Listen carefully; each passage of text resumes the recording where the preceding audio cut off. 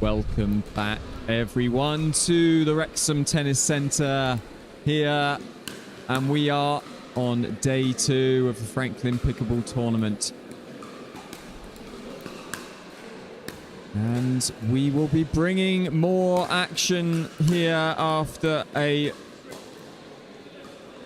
fascinating day of play yesterday.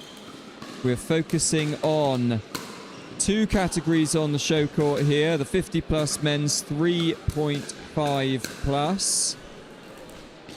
And we will be watching a match in this category on the show court. First up,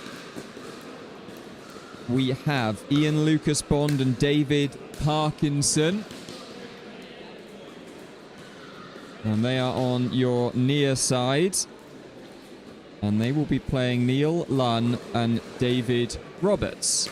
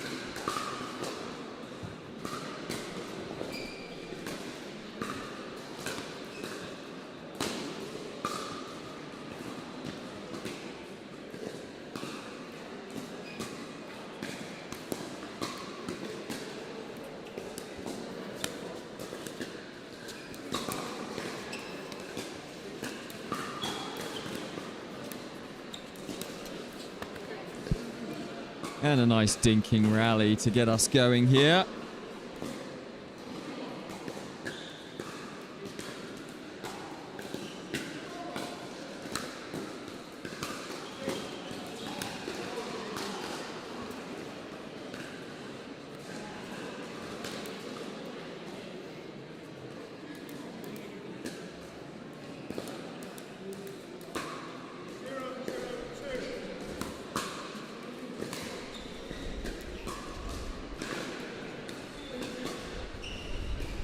And a missed return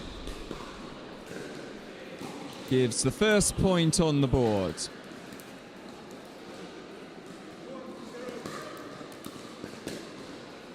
And Neil Lunn and David Roberts.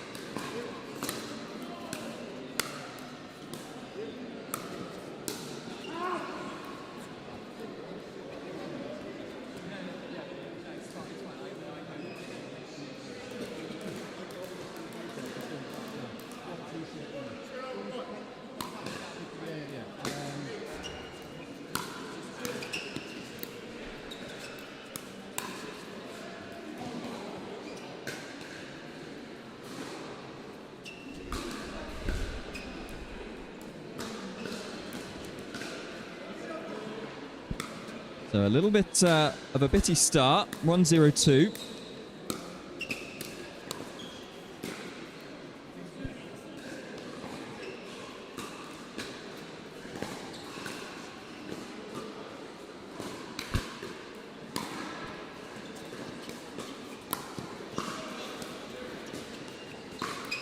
The lob goes up.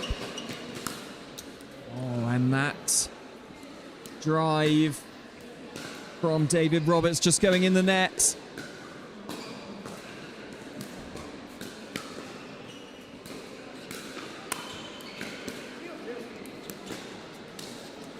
Yeah, nice finish there from Lucas Bond. And I've been told that David Parkinson and David Roberts, the two guys on the right-hand side of your screen, are partnering up in the Welsh Open, but against each other today. So there will be no love lost, and David Parkinson wins the battle there. A bizarre miss-hit from David Roberts opens up the opportunity for an ATP, which was duly dispatched. And David Parkinson, congratulations, you have an ATP on the show court.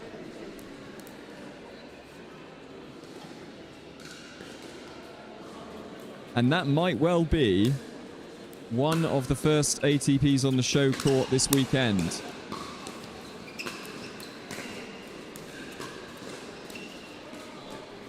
And the lob nicely lifted up there by Lucas Bond.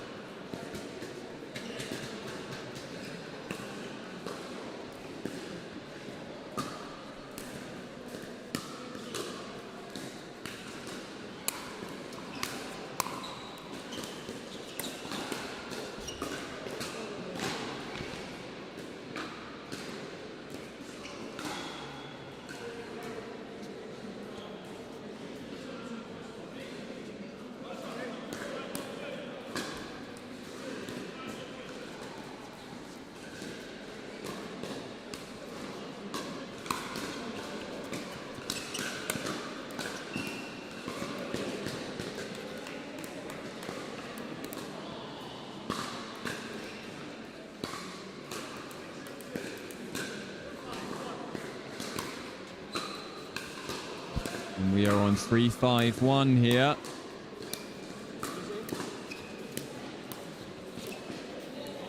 And broken down. David Parkinson.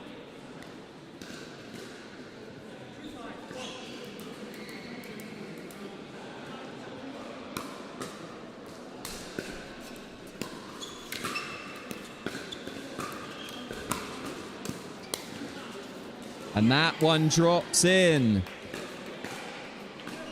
And Roberts wins the battle. So it's 3-5-1 now. Apologies.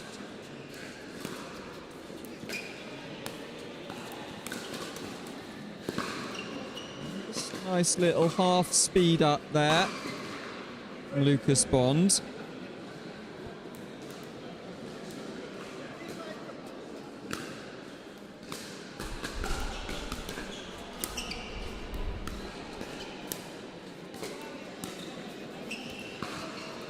When that one from Neil Lunn, looking for that angle, almost perfection,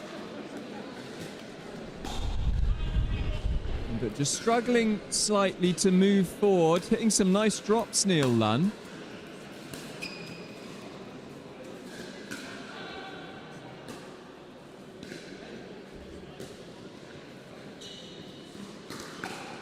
With 3-2. Yeah, and just caught in transition there. A nice low drive from Lucas Bond causing the damage. And 6-3-2 at the change of end. Atkinson and Lucas Bond. And some support on the sidelines there. Lots of local support. People coming out in force to Wrexham.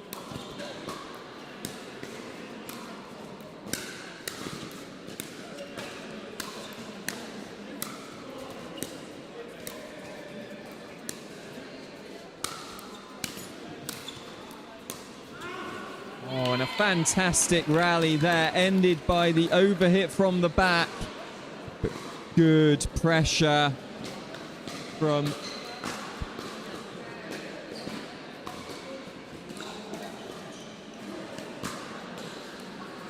and Roberts.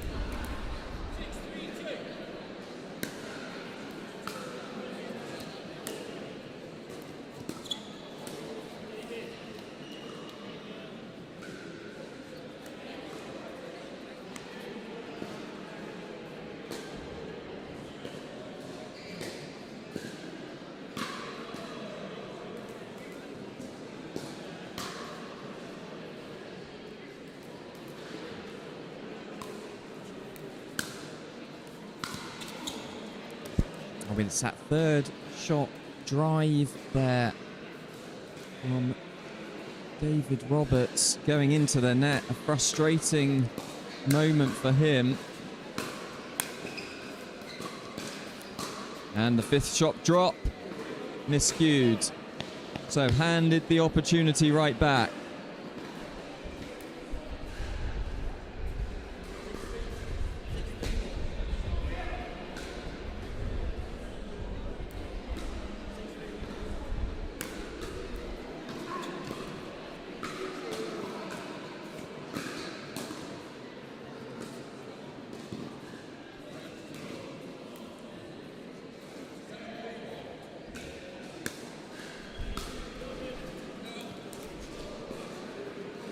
And some good pressure on the serve there. Lucas Bond. Oh, and finding an angle, hitting the corner. And they've stepped up their game in the last few points.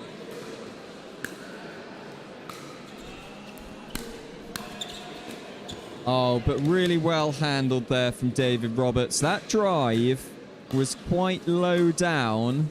It was a good drive, but Roberts able to steer it nicely past his opponent. But that drive, Roberts couldn't reach that one. Lovely angle found. And we are at game point here.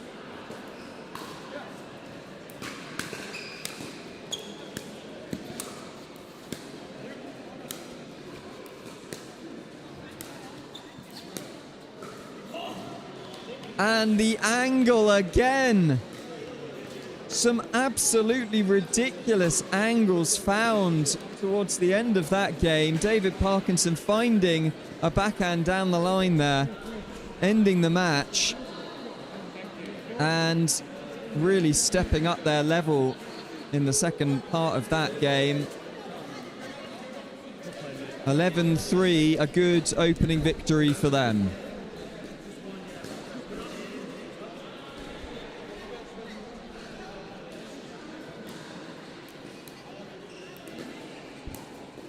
So in the 50-plus men's 3.5-plus division, we have 6 teams in total. Seeing 2 of them there as our opening match.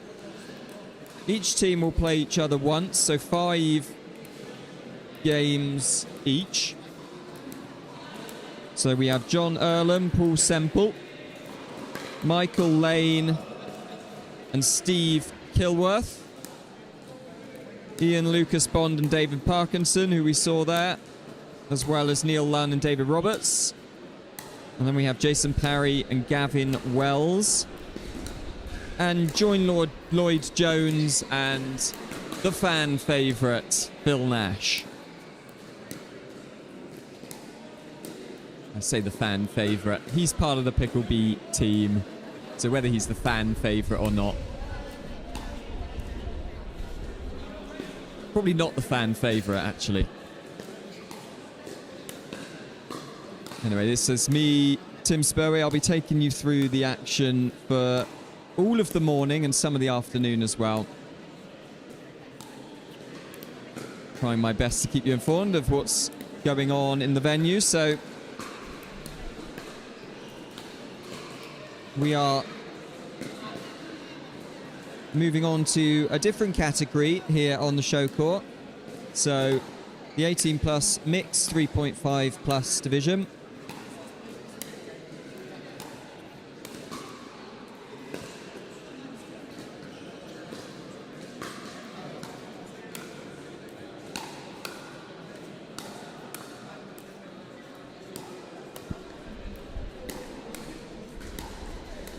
So first up on the show court in this division, we have Nick Bradley and Kremena Nikolova, and they'll be playing Chris Carswell and Charlotte Ellum. I believe it's Chris Carswell and Charlotte Ellum that are currently warming up on court now.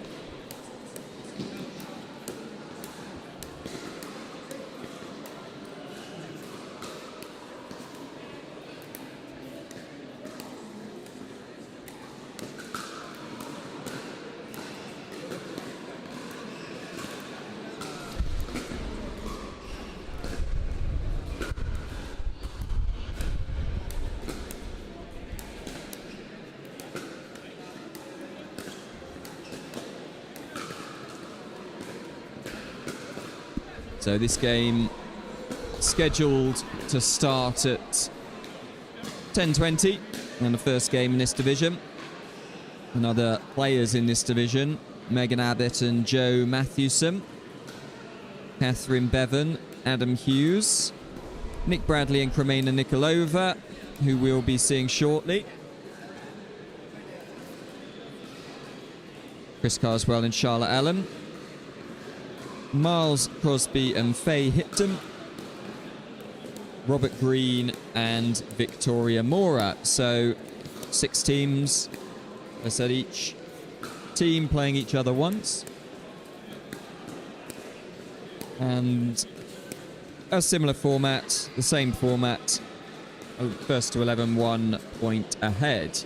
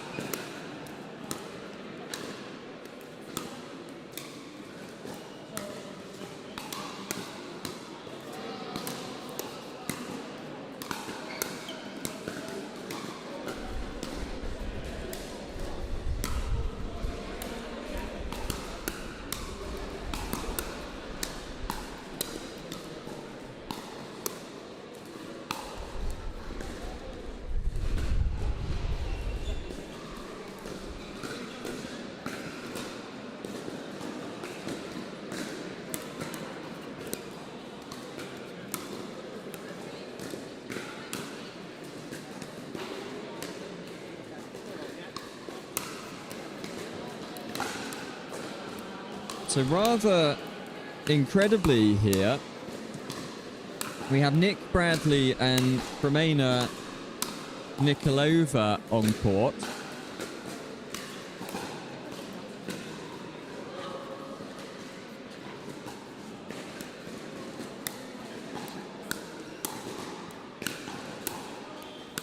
And Nick Bradley was playing yesterday and something pinged in his leg. He was laid up the whole rest of the day. I saw him walking around the venue and it looked like he was almost on his last legs. We thought we were going to have to get a wheelchair to get him maneuvered around the venue. And looking at him now, he's got a bit of strapping on his leg. This is Nick Bradley on the far end of your court on the left-hand side. And he's moving around like he's just shaking it off. So moving nicely by the looks of things. He was almost certain that he was going to be pulling out. Spoke to him at the end and said he was unlikely. So he's, I don't know, had some miracle recovery. Hopefully that leg holds out for the remainder of the day's play for him and he doesn't get any more issues. But that's really good news because he was scheduled to play in the Welsh Open, of course. That's happening next week. So running from Thursday all the way through to Sunday. It's down in Cardiff. And we will be streaming that event as well. We made some changes to the stream today. So hopefully the stream will be a bit more stable. And we'll be able to bring you unbroken action here.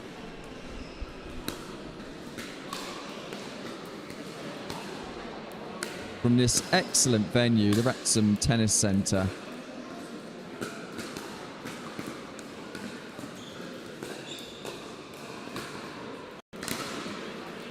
And you can see it on your screens. Capacity for 25 courts in total. 7 tennis courts indoor and 7 tennis courts outdoor as well. And a very nice cafe, I have to say. I did try it out yesterday and will be returning this afternoon.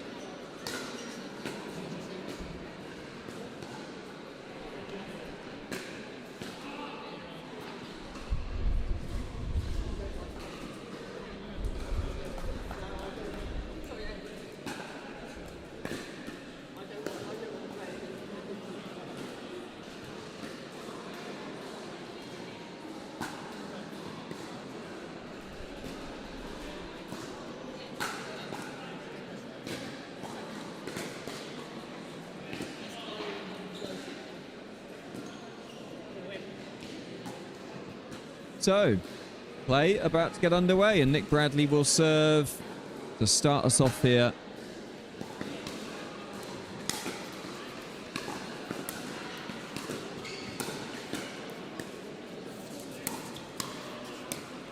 Oh, And a good start. And Nick Bradley is here to play pickleball. Hitting some nice drops. And looking solid on that leg.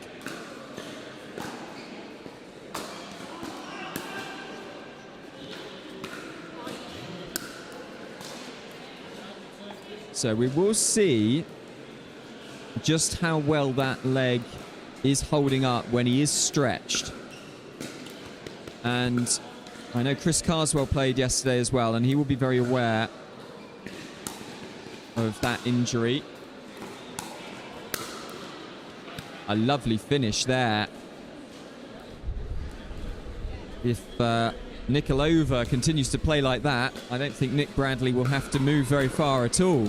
Lovely finish from her.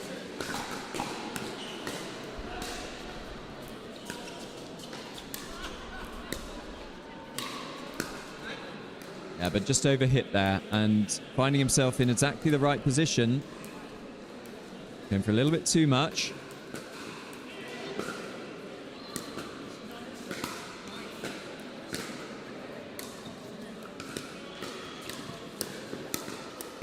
Yeah, good hands there. Nikolova started very bright indeed. The lovely slice backhand return she hit in that previous point. Lovely technique.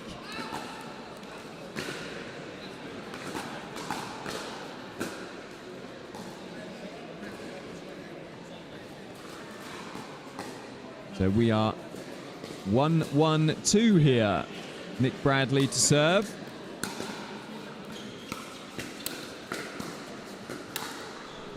Oh, and a miss this time from Ellen, Charlotte Ellen. From the advantageous position. And a miss serve.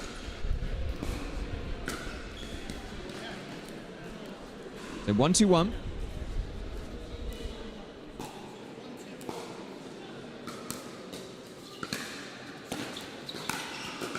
And a bit of a lucky net cord there.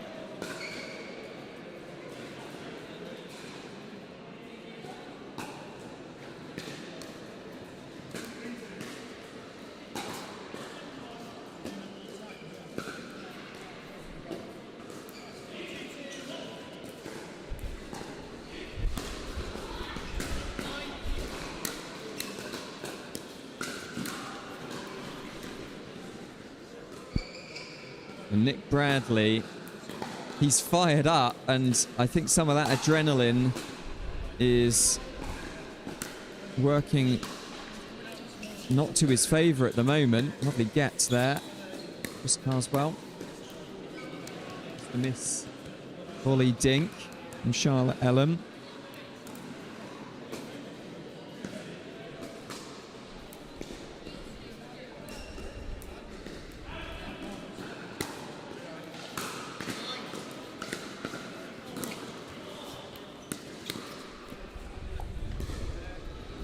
Yeah, nice speed up there. Chris Carswell. Nikolova unable to react to that one quick enough.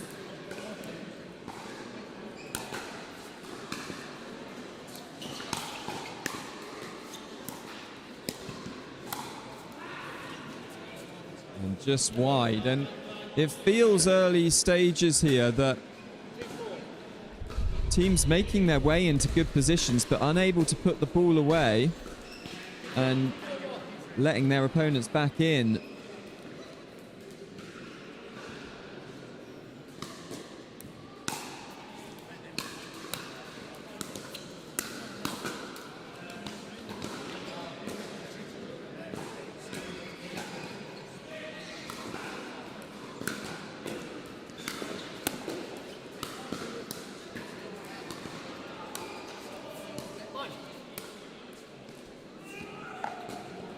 And he certainly shows his emotions on his face, does Nick Bradley. And just miss-hitting that last shot. but handling the net cord nicely there. So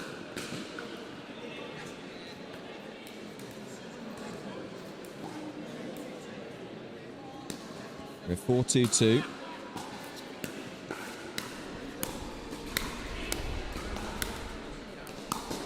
Yeah, lovely play by Nikolova. Really nice. Good roll volley.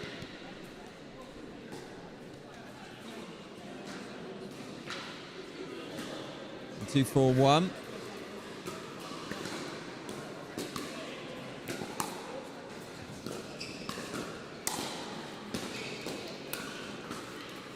And the overhit, and a lot of points coming from overhits at the moment.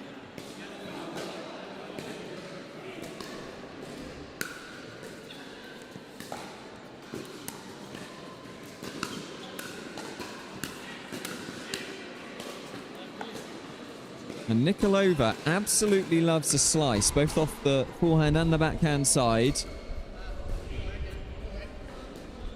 And most of her ground strokes are slices, and she puts a little bit of slice on that serve as well.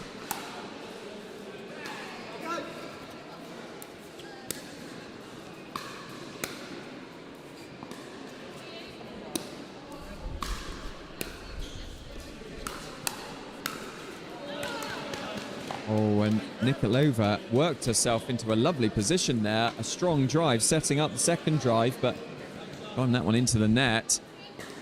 And she's got a good range of shots, though. She hits that drive very nicely, hits the slice nicely as well.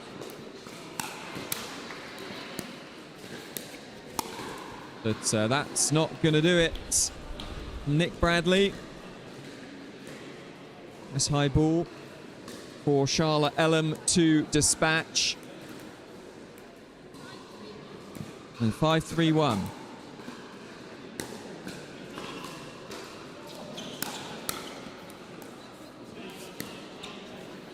And the lob over hit.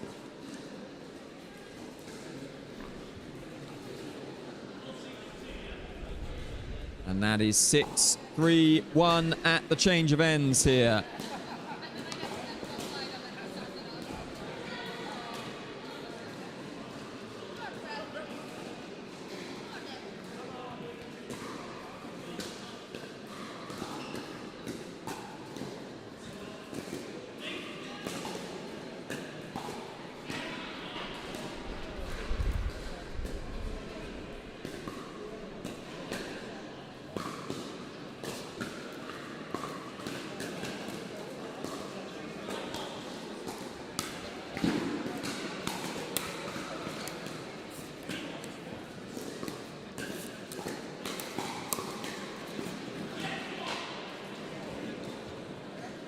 Just another error there. Nick Bradley, and opening up a nice gap now. 7-3-1.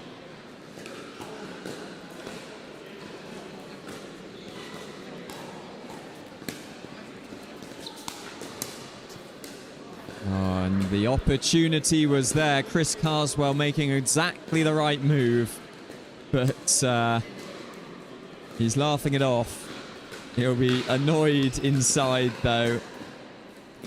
The put away was there, mistimed.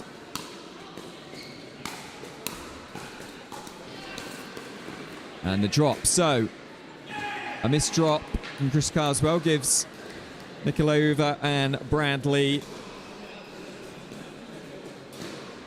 And just Bradley teeing up his partner.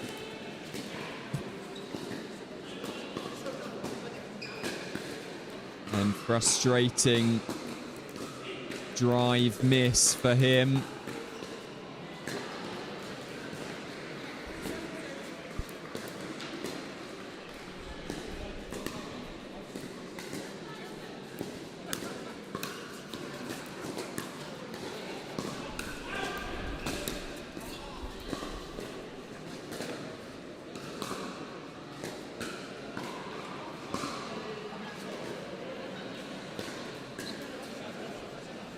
Non-scoring side out.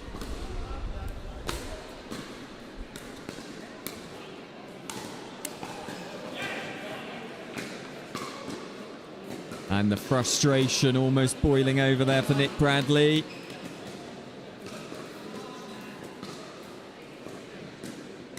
It's 8-3-1. Yeah, really lovely shot. Lovely control. Lovely touch from Kremena Nikolova there.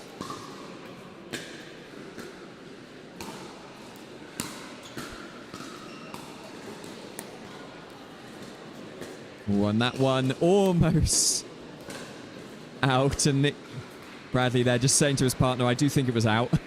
But didn't matter in the end. And that's 9 now. 9-3-2.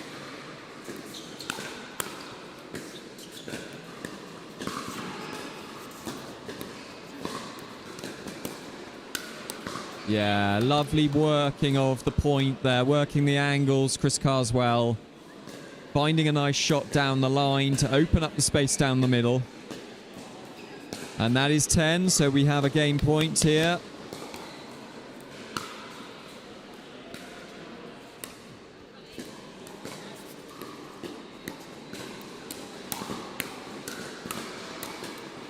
Yeah, and a lovely finish. And a really strong performance there from Chris Carswell and Charlotte Ellum.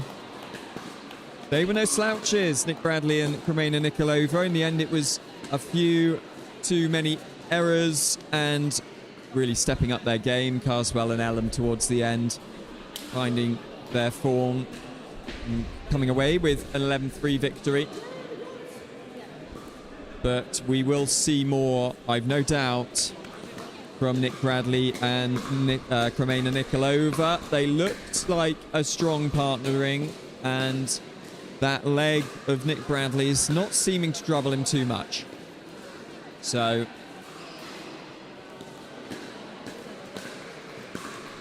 they'll be back, and they will be back later on at 12:20 on the... No, apologies, they are on court 4 at 12:20. So if we see them again, they'll have to make it through to the knockout stages.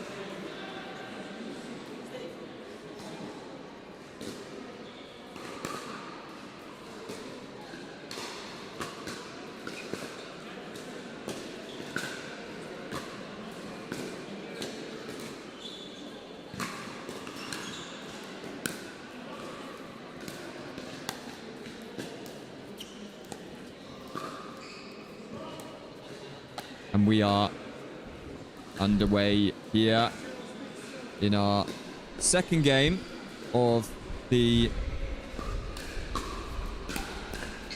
other division that we are following closely here on Show Court.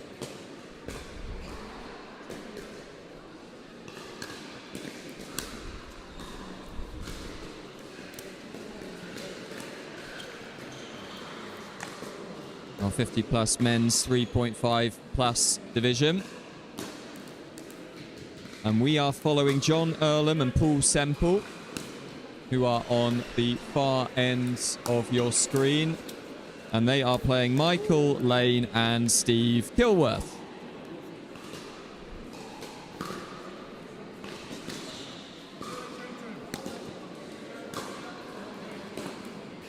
So Michael Lane and Steve Kilworth. Michael Lane is the chap in the bright shorts on the left-hand side, bottom of your screen. Still Steve Kilworth on the bottom right.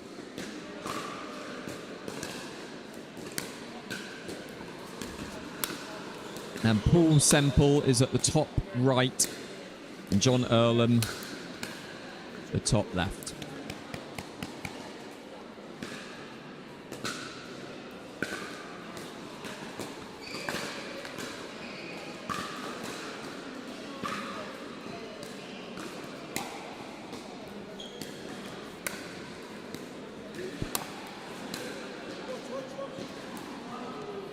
Just going long. And John Earlham. And we are at 0-2-1 here.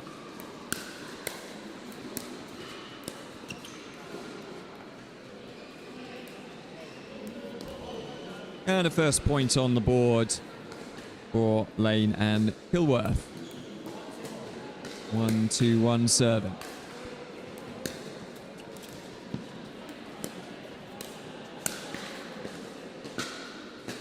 And that one is called in. And really, really good play there from Steve Kilworth. A lovely drop to start. Second drop and then taking his chance. And 2-2-1.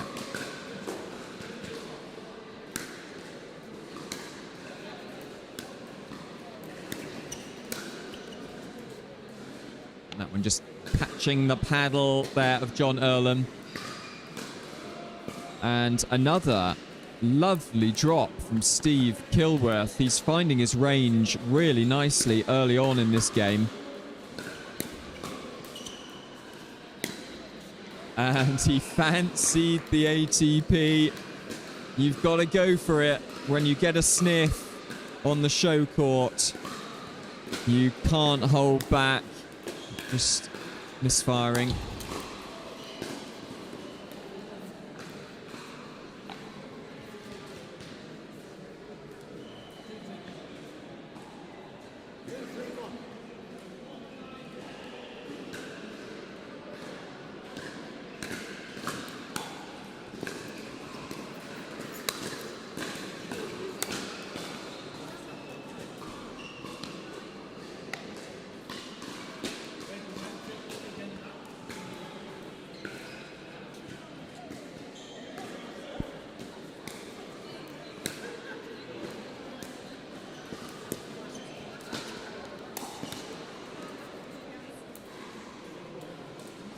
Yeah, nice speed up there, Michael Lane.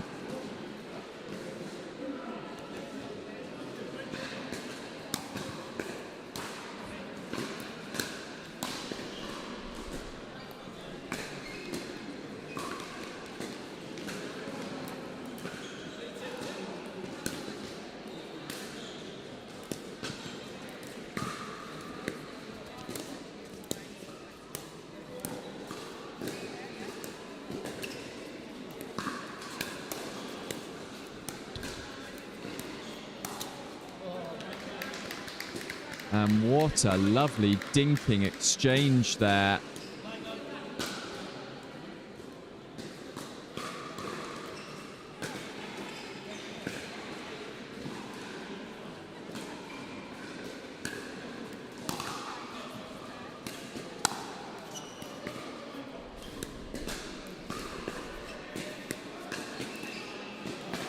Yeah, and we're getting some absolutely lovely dinking. Making for a really nice watch early on in this game.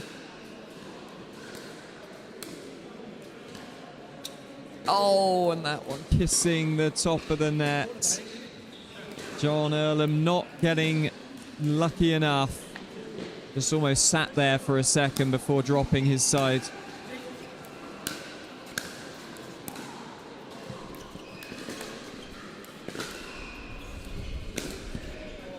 And another attempt at an ATP. I had my finger over the instant replay button, but unnecessary on this occasion.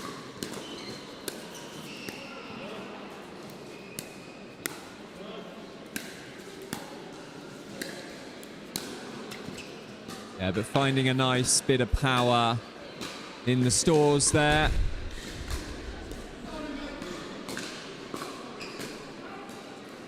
Michael Lane and Steve Kilworth wearing their Fox Pickleball tops.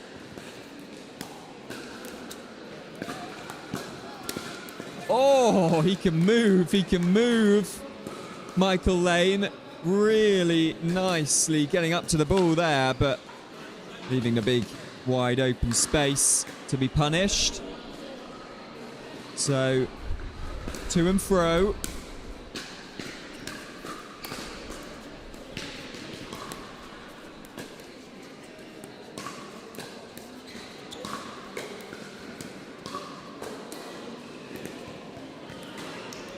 Yeah, nicely working the point there. Paul Semple. Hitting a nice lob.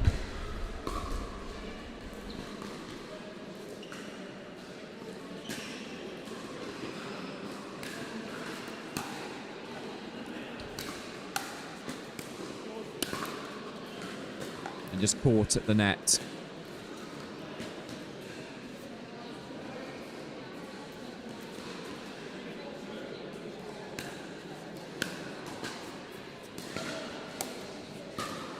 And this time he would have been like to have been caught at the net, caught at the back.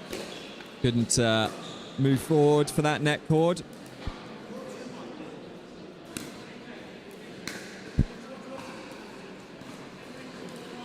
Five, 3, 1.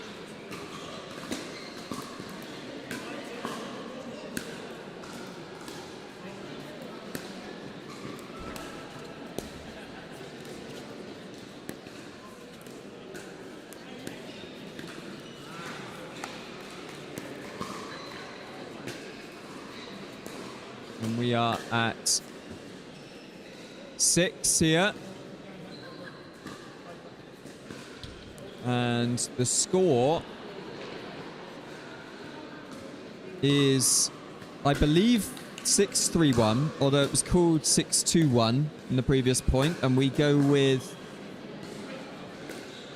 the scorer, what the school is called, what the server calls the score as. So it's called 6-2-1. Oh, no. Corrected to 6-3-1.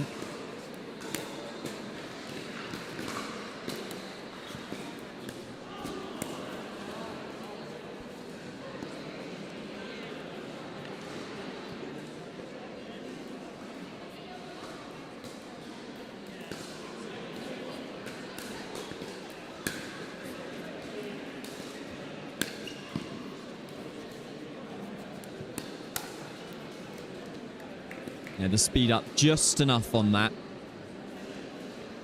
Stop Michael Lane getting that one back.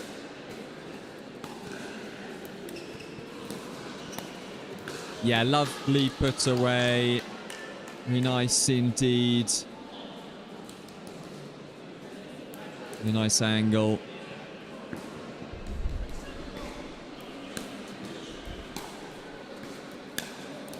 Yeah, nice deep return.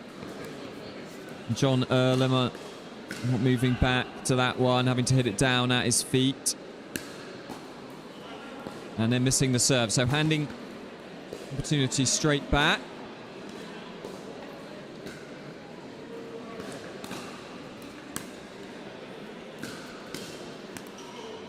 Yeah, finding a lovely drive down the middle there.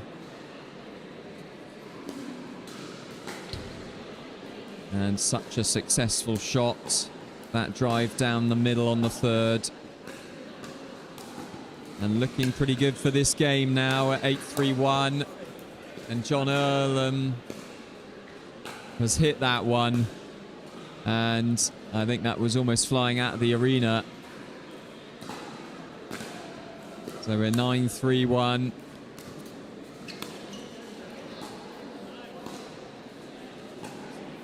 Well, a slight confusion there. Brings them back to 9-3-2.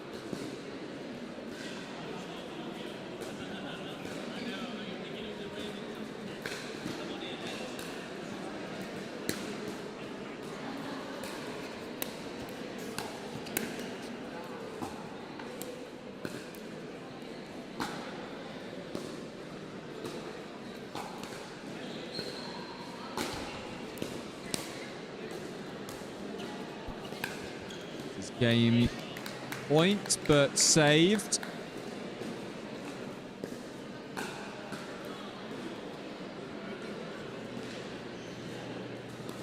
So 3-10.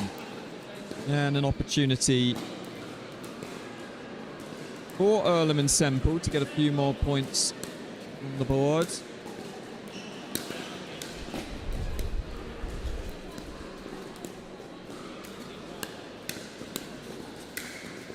And tagged.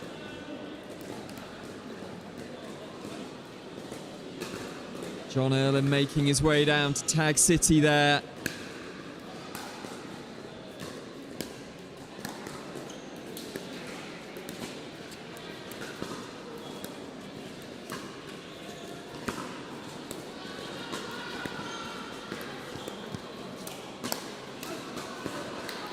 That one just going long, but a nice exchange at the net there.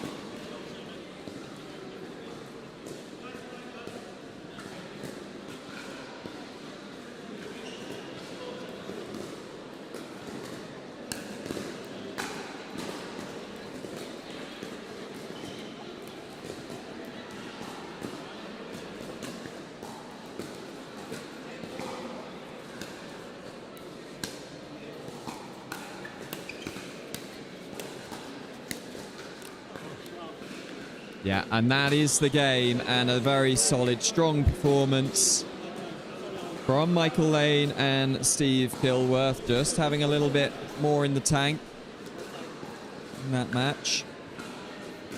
And an impressive performance for them. So they march on in this men's 50 plus 3.5 plus division.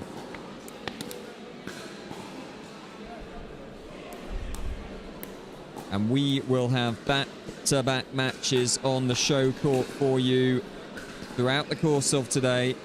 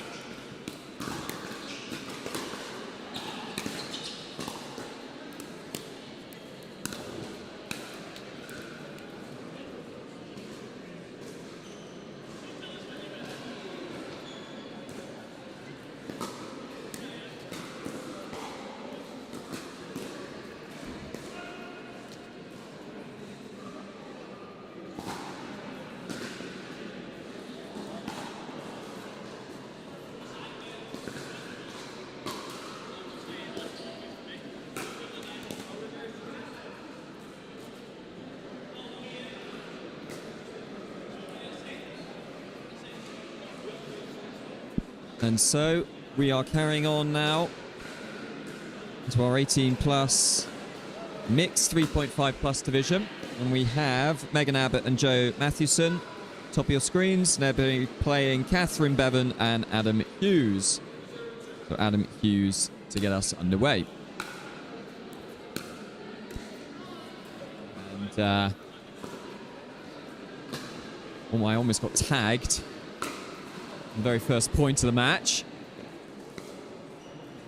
Let's tag the opponents, not the commentators. Just a note for all players.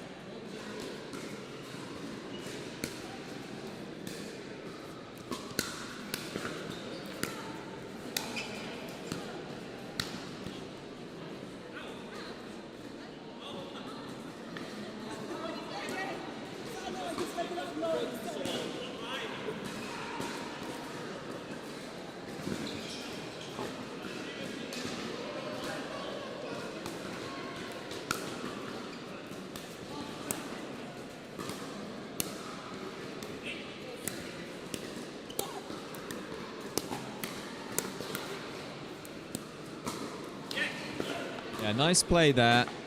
Moving forward up the court nicely, and some good instructions coming from Joe Mathewson. He's giving some firm directions to Megan Abbott as to when to come in off the right shot. And so a good early start from them.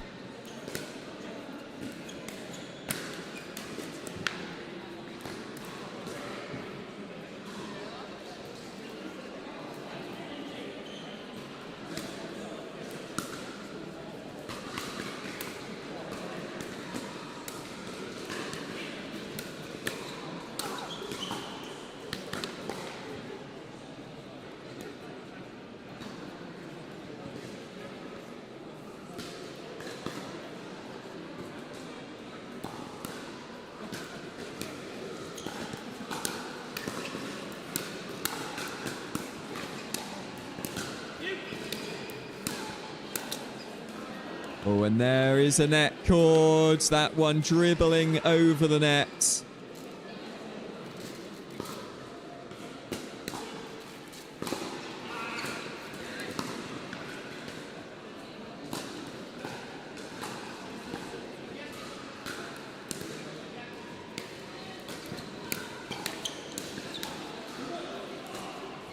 And moving up nicely there, Adam Hughes.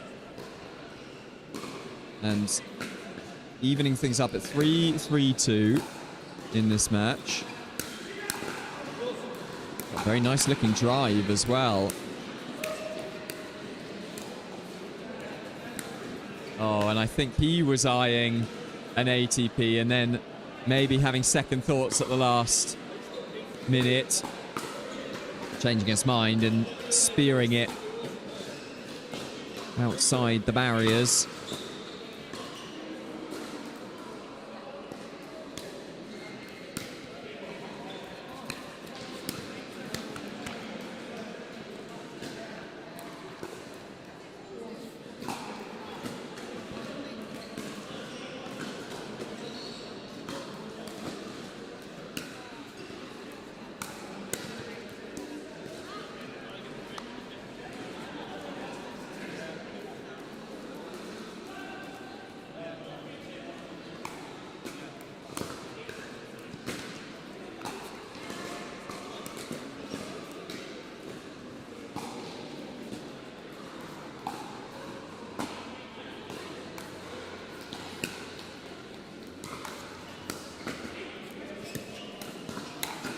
Oh,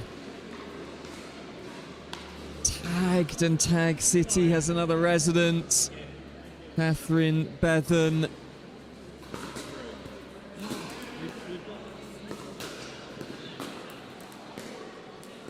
And that's a stinging shot. And stinging as well, the scoreline 6-3-2. But Megan Abbott overshooting that one.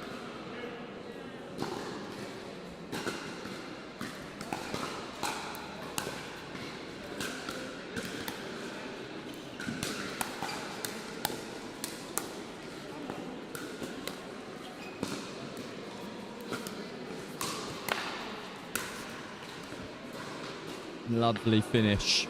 We can see it on screen here. The opportunity opening up. Firing the put away. Good play from Adam Hughes.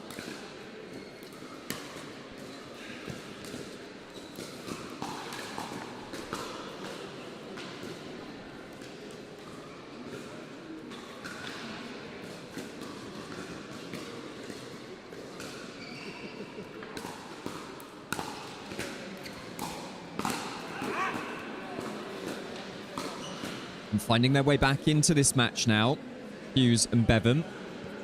Another good low half drive, half drop from Hughes. Megan Abbott finding a nice shot there. The brush forehand.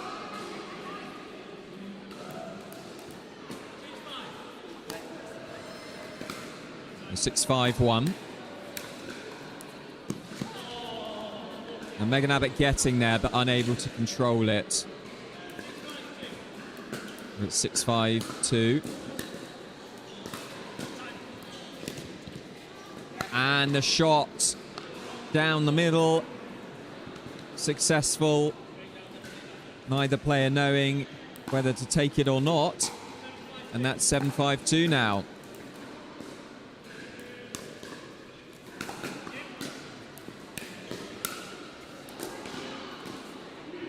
Yeah, but the depth on the shot from Bevan paying dividends and winning the serve back 5-7, and this could be a really close one. So Adam Hughes does the obligatory look down at his paddle as he misses that drive into the middle of the net. I think it's fine, Adam.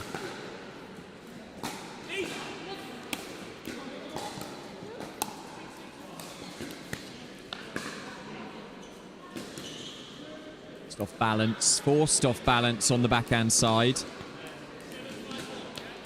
So winning the serve back very quickly indeed.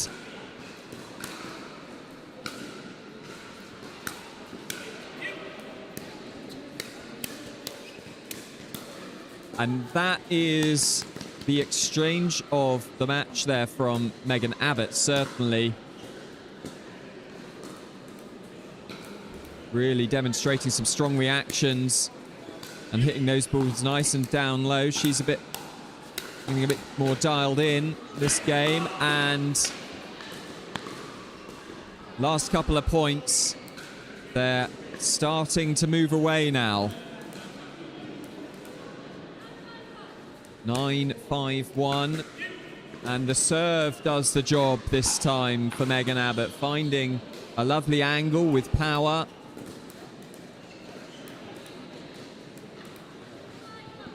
And we have a game point. And that is out. Let us serve.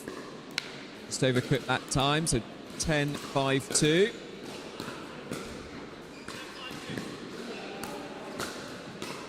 And a double miss on the serve at a fairly critical point. They've got a bit of a cushion, at 5-point cushion. So you would expect them to have another opportunity to take this game.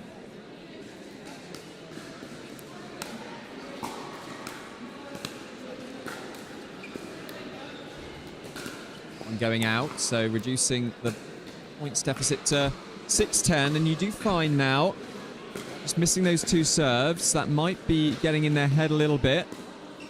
With 4 points. The next couple of points are going to be absolutely crucial. And a lovely drop. Oh, and Megan Abbott getting incredibly fortunate with that shot.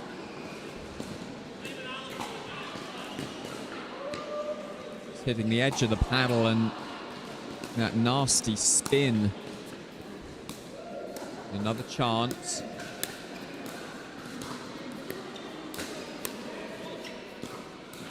Oh, and the backhand from Bevan not making its way over, and could that be a critical miss? We're at 10-6 now. Just able to get 1 point off that round of serves. That's a good volley down at the feet of Megan Abbott. Means they have to take it. If they're going to take it now, it's down to the second opportunity. And that is a case of wanting it a little bit too much. Megan Abbott hitting that backhand almost in, but in on the other court.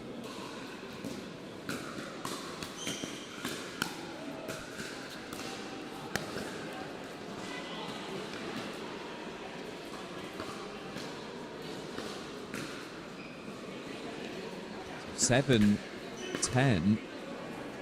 Sorry, 6-10-2.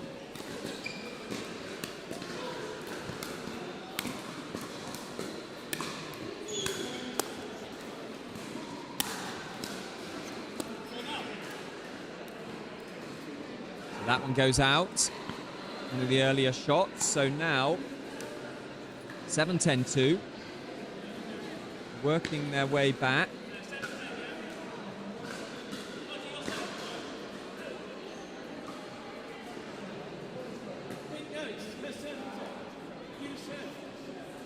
So confusion as to which side. So the server should be on the right-hand side of or the left-hand side as we see it on the screen. So just correcting that.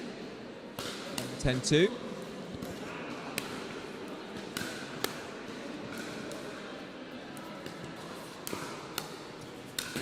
And that is a lovely forehand finish there from Adam Hughes. And it's 8-10-2. And it's squeaky bum time, folks. And Megan Abbott and Joe Matthewson hold things together as that one goes in the net. 9-10-2.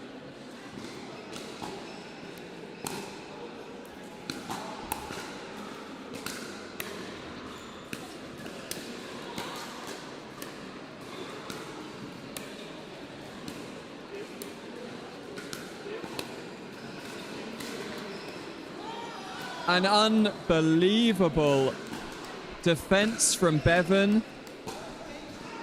And that has evened things up here. And we have a game point the other way. Bevan to serve.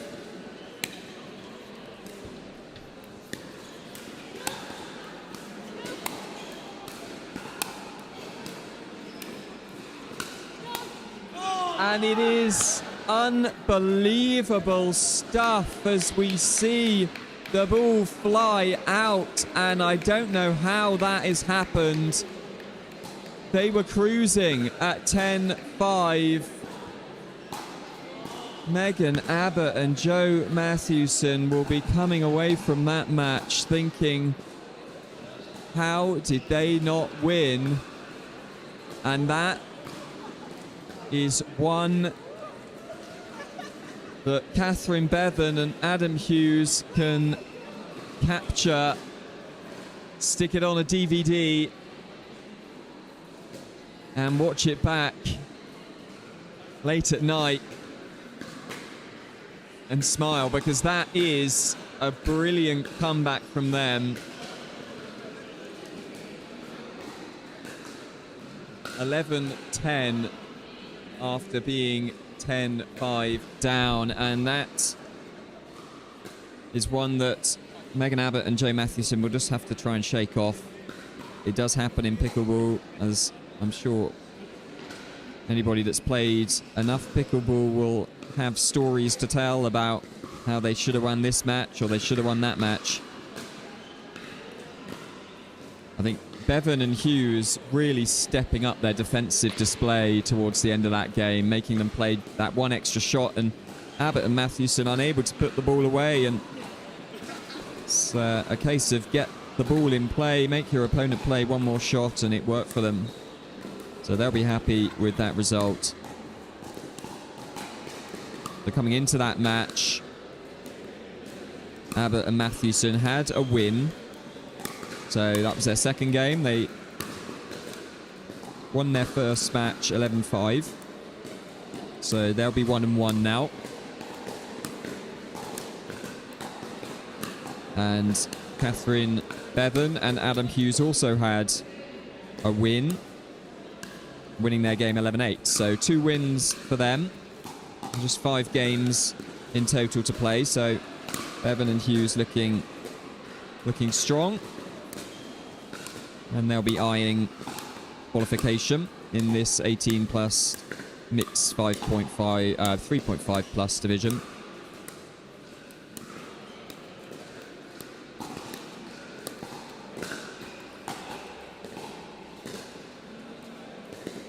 The top 2 to qualify in this group. So players wanting to get in those top 2 spots to qualify for semi-finals and possible medal.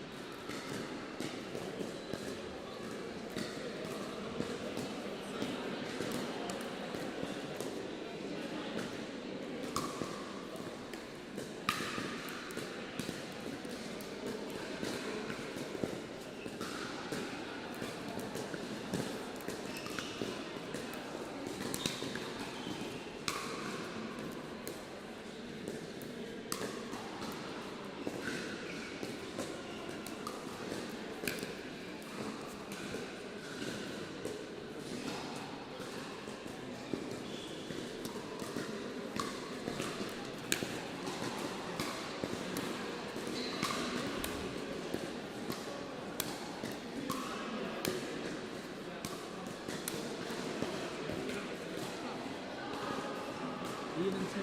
Yes.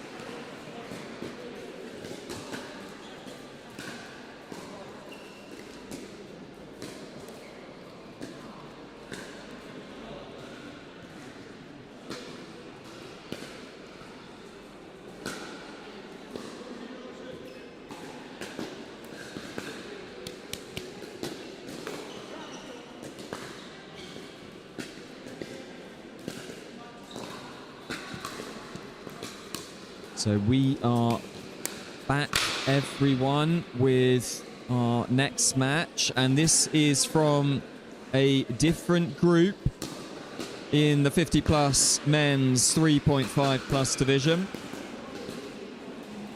And we have Ian Beattie and Tim Green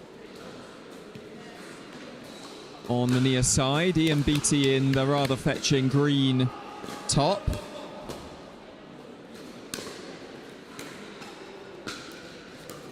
And Tim Green,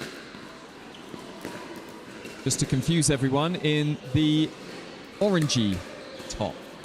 And they'll be playing John Colwell and John Wilson. And John Colwell on the top right. John Wilson on the top left of your screens.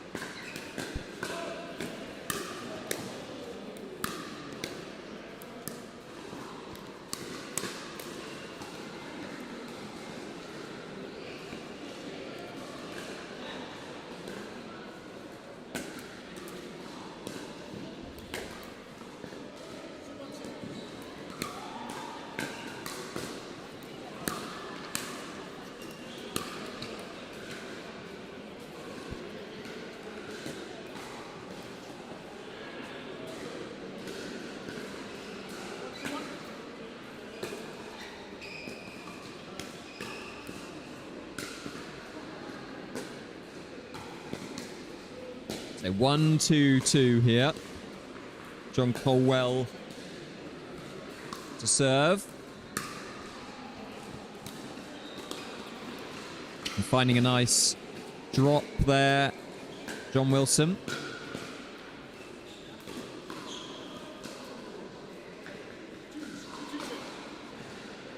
Ian Beattie. Personalised top. We love to see those at events. Emblazoned with Basher. Ian the Basher Beattie. And we'll see during the course of this match just how hard he can bash. Expecting big things from him.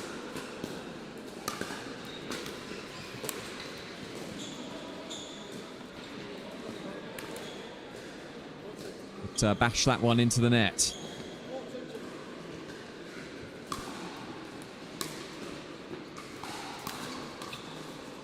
Lovely shot there from John Colwell.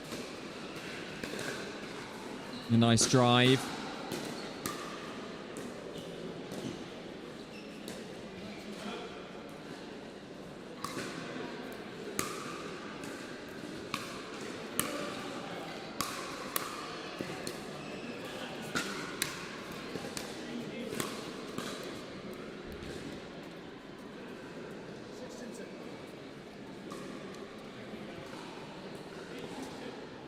And very, very quick start from the Basher Beatty and Tim Green. Or rather, excuse me, from John Colwell and John Wilson. 6-2-2. Colwell to serve. And that one just going long from Ian Beatty.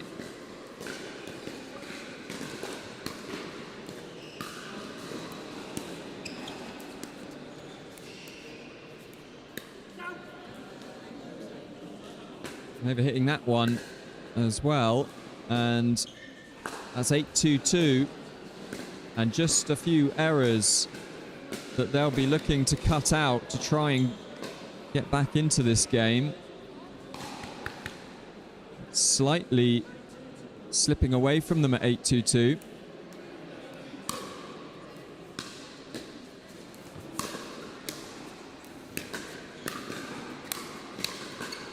And that's the kind of shot that Ian the Basher Beatty was looking for.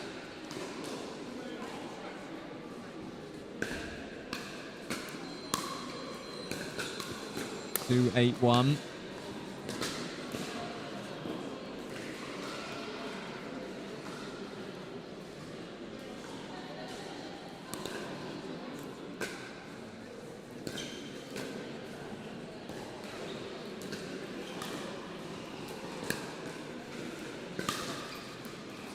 And the third shot drive into the net, and shoulders are down here from Green and Beatty. And they need a little bit of inspiration.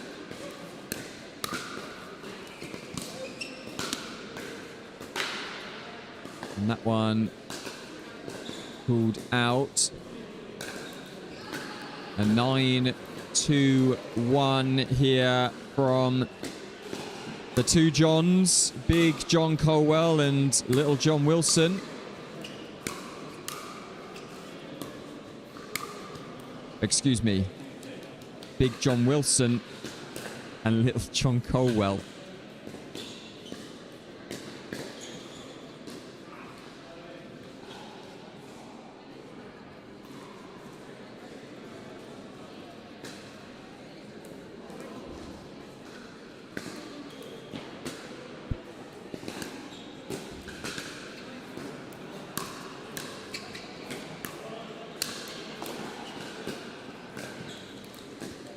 Finding some power there, Ian Beatty.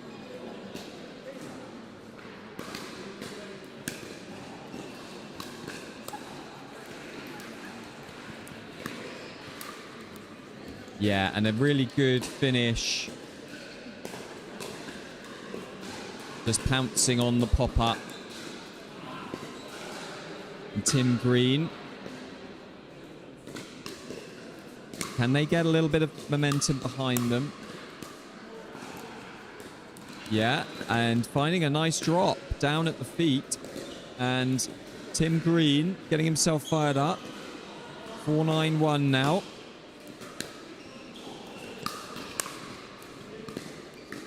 He's not able to steer that ball over the net. A couple of points on this side out. They feel like they need a couple more to make this one competitive, and two missed thirds isn't going to help matters. And Tim Green looking a frustrated figure on the court.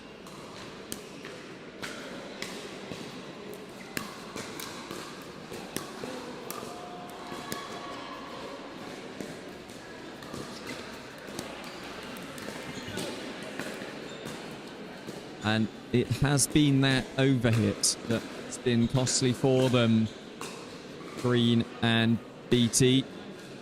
And we are at game point now for Colwell and Wilson.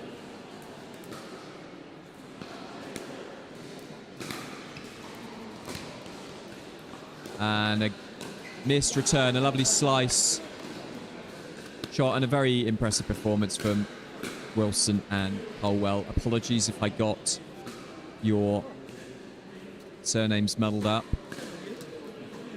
But looking very strong indeed, and not putting a foot wrong, really.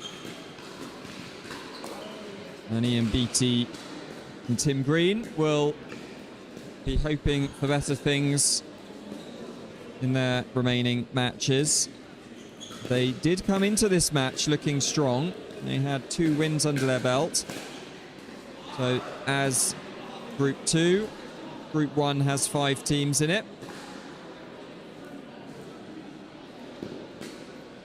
So we have Jeff Abrahams, Michael Garihi, Steve Andrews and Alan Jones, Ian Beattie and Tim Green, Phil Bradley and Steve Waters, and John Colwell and John Wilson. So John Wilson and John Colwell also came into this match with 2 wins. So it was the 2 top pairs that were battling against each other in that encounter.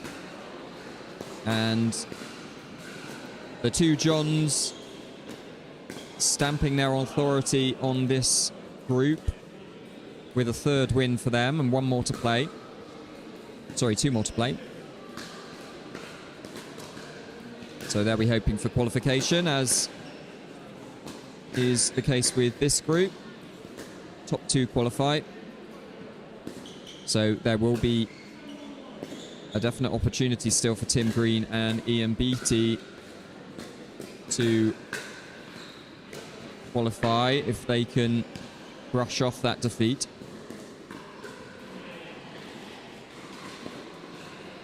So we will be going to a short ad break as I go away. I'm a one-man band here running the stream. So I'll go away and see if I can get some updates from the main desk, and we will be back shortly after a few ads from our sponsors.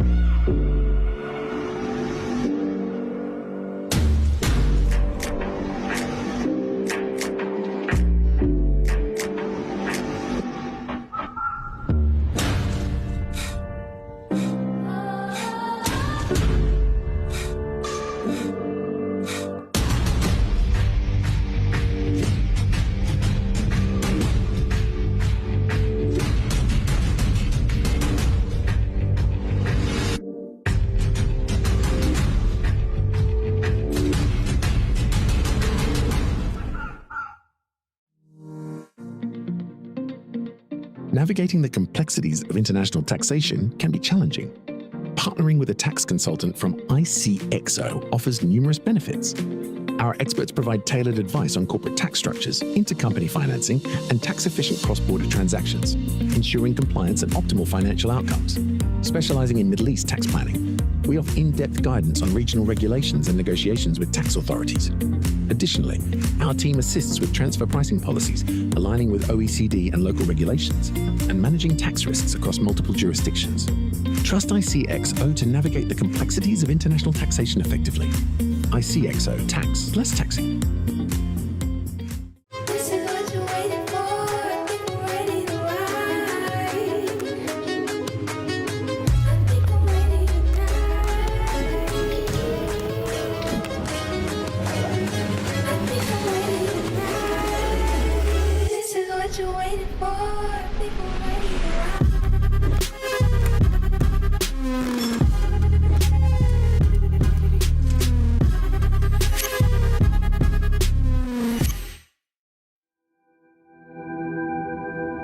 As a professional athlete, my equipment is very important to me.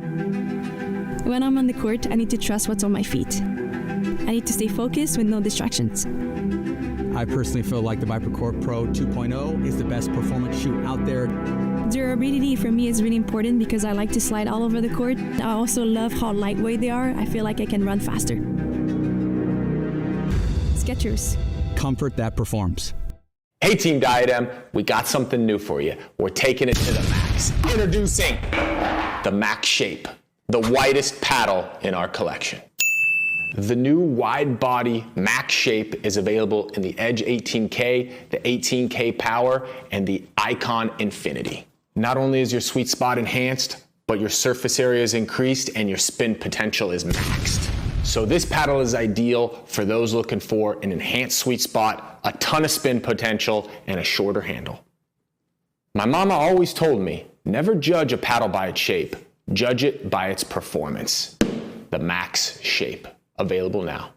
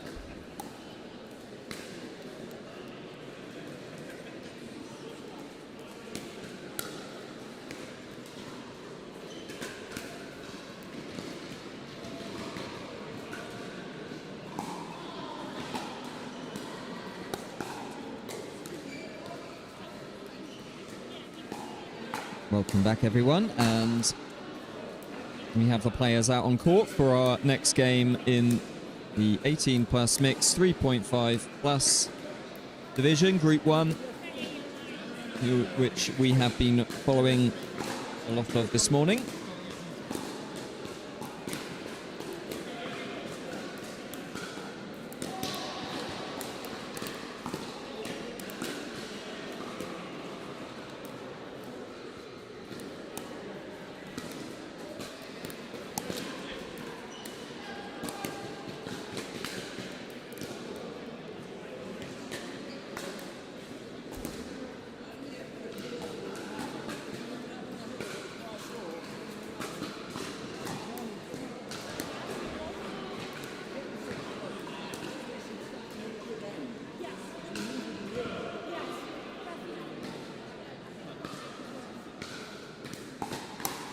So we have Miles Crosby and Faye Hipton. And Miles Crosby and Faye Hipton are on the left-hand side of your screen. And we have Robin Green and Victoria Mora in the red tops on the, well, what is now just practicing on the right-hand side of your screen. I say the right-hand side of your screen. Very unhelpful when I'm on the multi-view.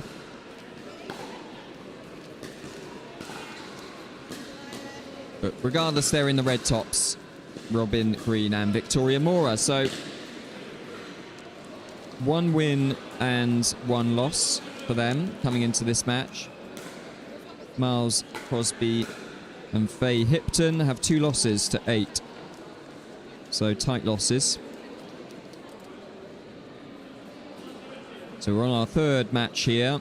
5 matches total in this division. And I think they are discussing the wire. And you won't be able to see it. Or you might just be able to see it on your screens. There is a wire that the ball hit yesterday. And it's the wire that is used for separating the tennis courts, the net curtain that comes across, and every now and again the ball, if a lob is put up, will hit the wire, and players, I think, just discussing whether to play a let or not. So Miles Crosby with ball in hand, the near side.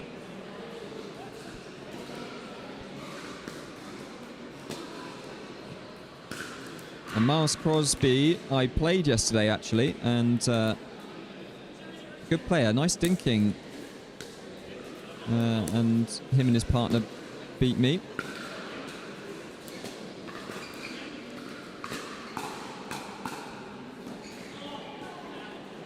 So make of that what you will.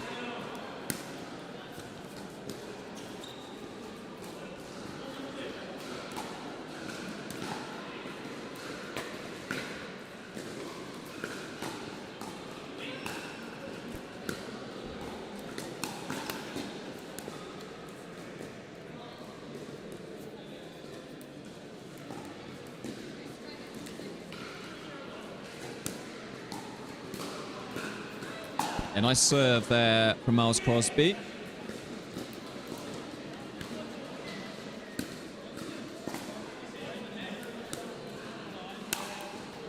But a lovely finish. Finding the angle with the smash.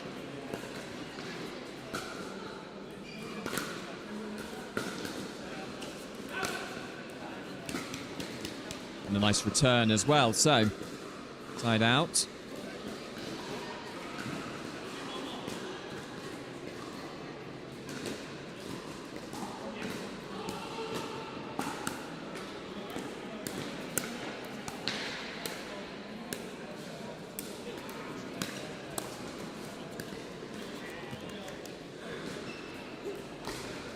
And some frustration, almost a growl there from Robin Green after missing that shot.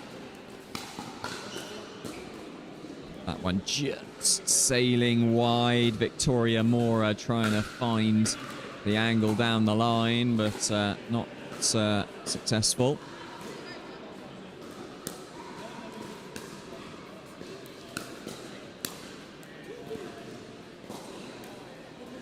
And an unusual forehand technique, not one that I've seen often from Robin Green. Almost playing his forehand like a backhand.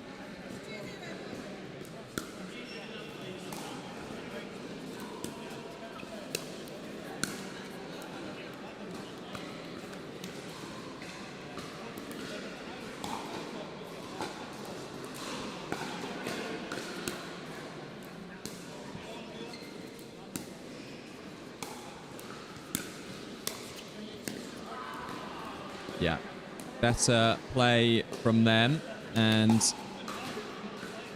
chance to get on the board for Robin Green and Victoria Mora.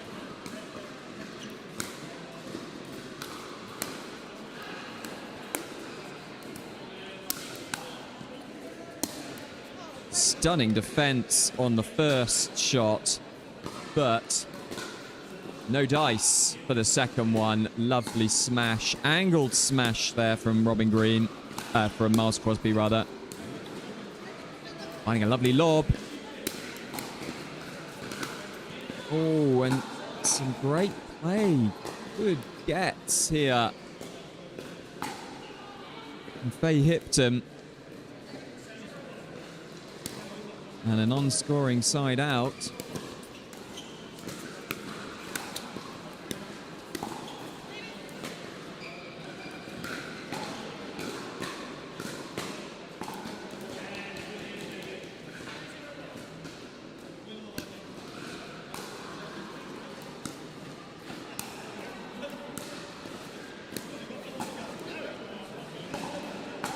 Going wide, and we see that unusual technique again from Robin Green.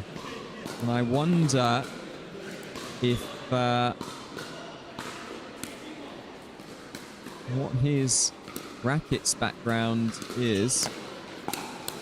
Definitely favouring his backhand side.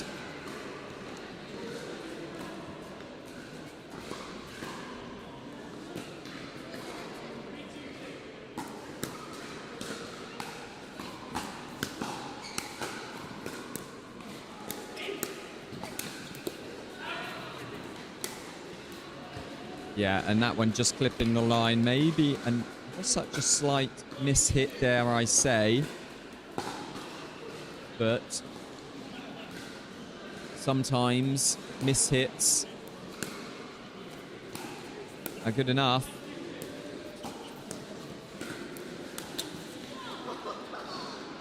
And Robin Green, incredibly expressive on court, showing bewilderment after Faye Hipton got his lob back.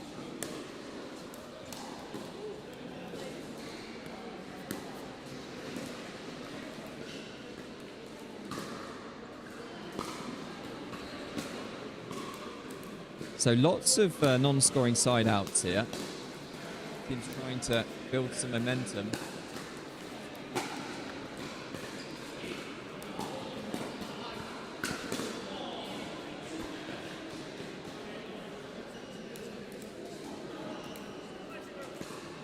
But a very good start from Miles Crosby and Faye Hipton, taking a 5-0-1 lead.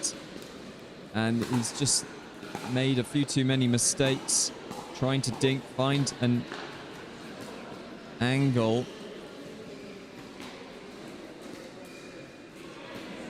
Robin Green, and 6-0-1.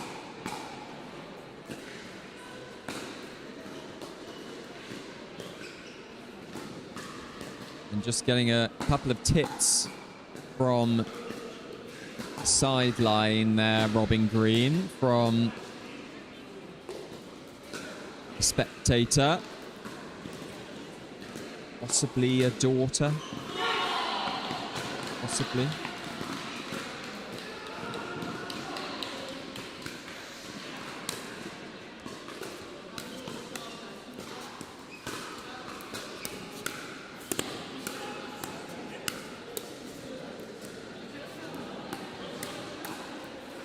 Yeah, nice fast hands, and when the rally gets slightly extended, Crosby and Hipton coming out on top most of these rallies. And at 7-0-1, they are looking pretty good. But a lovely finish there, and that will help. That will help a lot, finding a lovely angle there. Victoria Mora.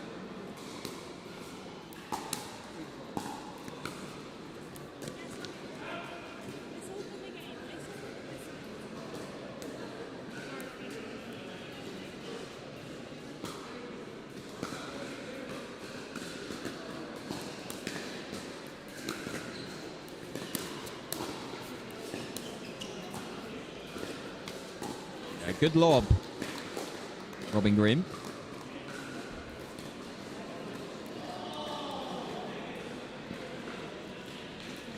And that's their first point on the board. Lovely drop, but a good, nicely.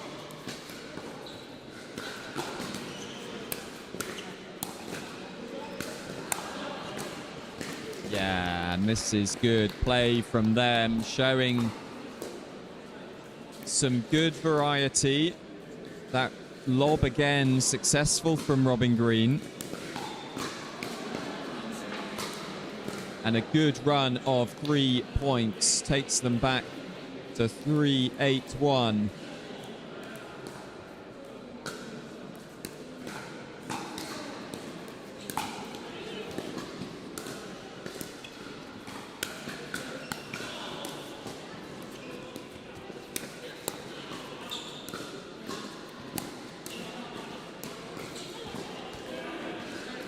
Frustration visibly showing here from Robin Green as he misses that dink. Just breaking their momentum slightly. And really well handled there. Beautiful stuff from Faye Hipton. Handling that lovely couple of drives from Victoria Mora. Taking the pace off those balls, which isn't an easy skill by any stretch. And from taking the pace off to adding the pace on, Miles Crosby driving through that ball very nicely indeed. And that's another point on the board from them. But what an angle. And you won't see a scooped angle found there from Robin Upton.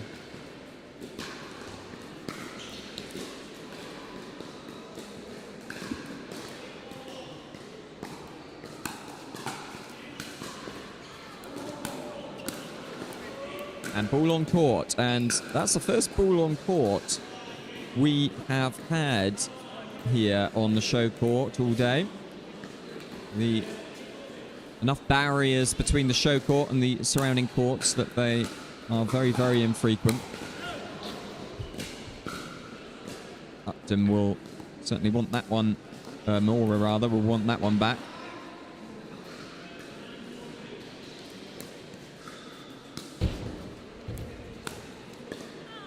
And that one. So after making some headway in this game, momentum broken, but there's nothing like getting a free easy point with a missed serve.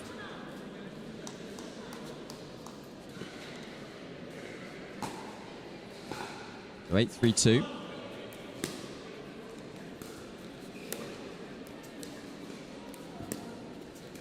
Yeah, and that lob again, and Robin Green has definitely been hitting those lobs nicely.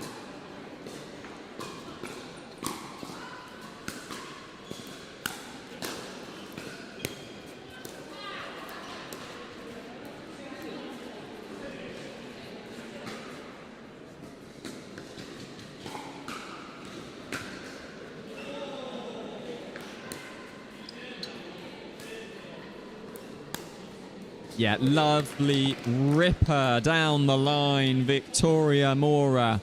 Wham, bam, thank you, ma'am. She'll take that one. And another point on the board for 8. But not this one.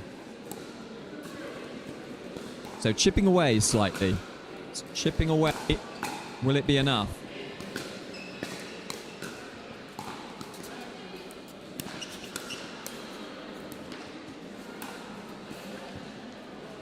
And it's those kind of misses that can define a match. The opportunity was there, and a shake of the head from Victoria Mora as we move to 9-4-1.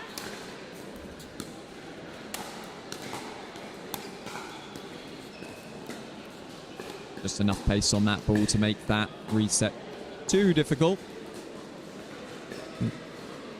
for Miles Crosby.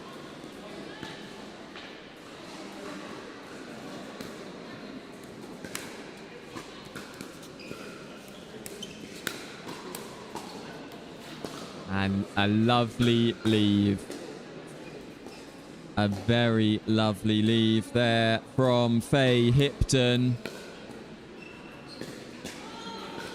And despite some protestations, it was a good leave.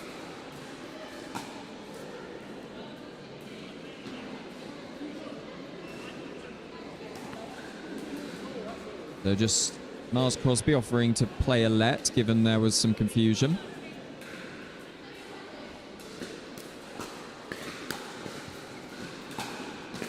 And that one goes out, and that is the match. 11-3. And a confident, assured display from Miles Crosby and Faye Hipton. Second win on the board for them.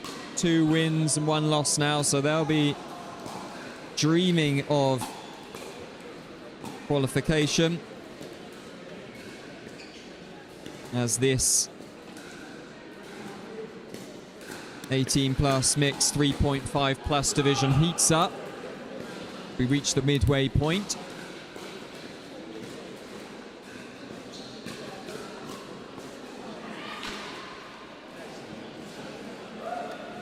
and we will be back shortly. And we'll just take a short break. Bring you more action from the show court here in the Wrexham Tennis Centre for the Franklin Pickleball event here.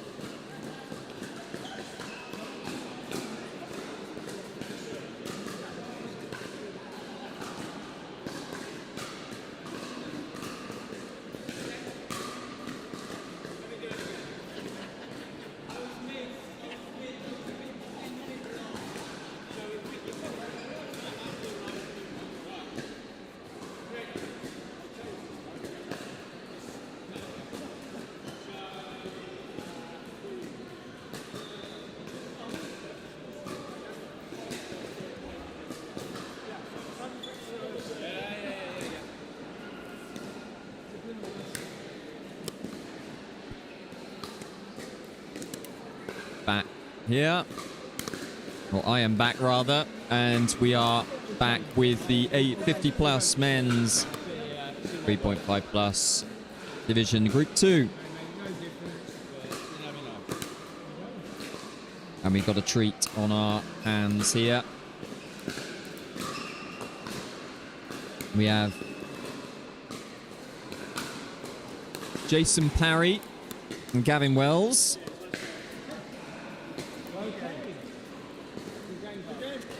And they'll be playing John Lloyd Jones and Phil Nash. So,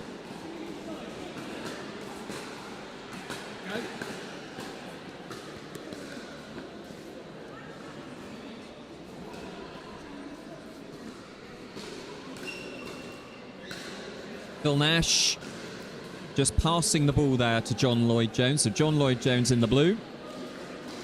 Jason Parry in the kind of blue-ish tone, aquamarine maybe, on the left-hand side at the bottom. And Gavin Wells in the burgundy.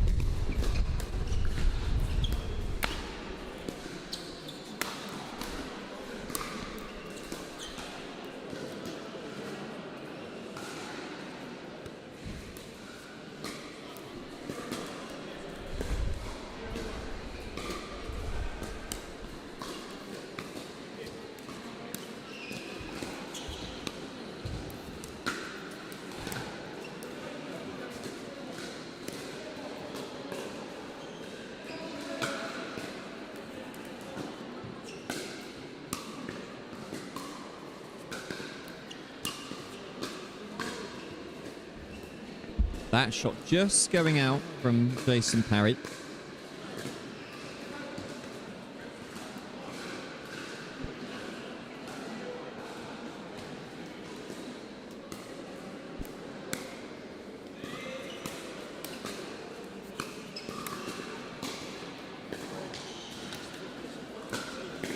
And Phil Nash, of course, from part of the PickleB team here, the support team that helps set up these events.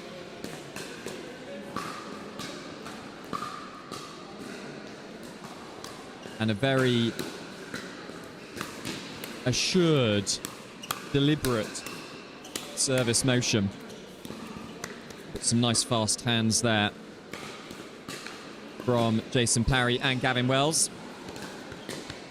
Playing a nice angle, Jason Parry.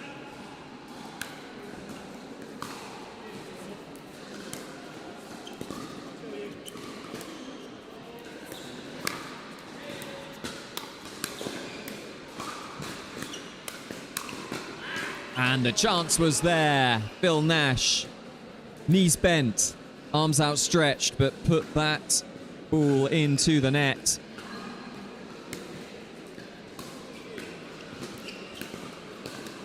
And what a lovely drop there. Brilliant stuff from Gavin Wells.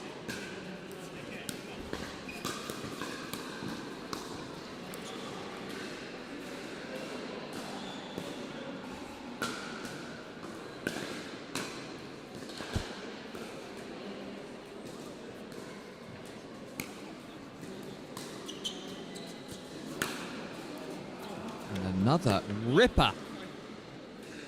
Absolute ripper. Jason Parry.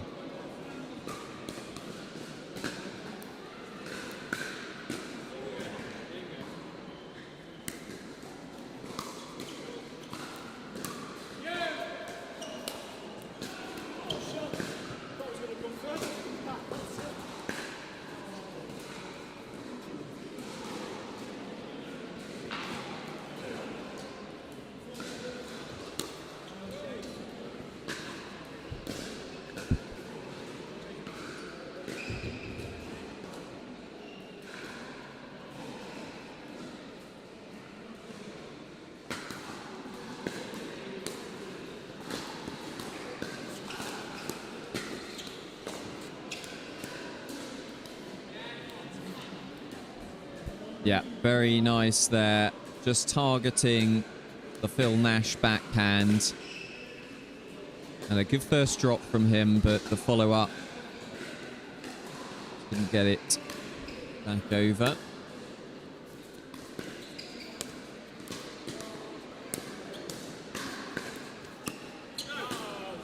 Yeah, good reactions there from Phil Nash.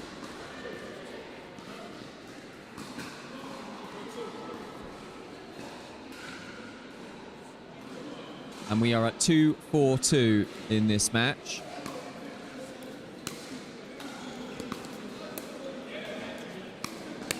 Yeah. The first drive set it up to move forward. And the second drive from John Lloyd-Jones was enough to make the error.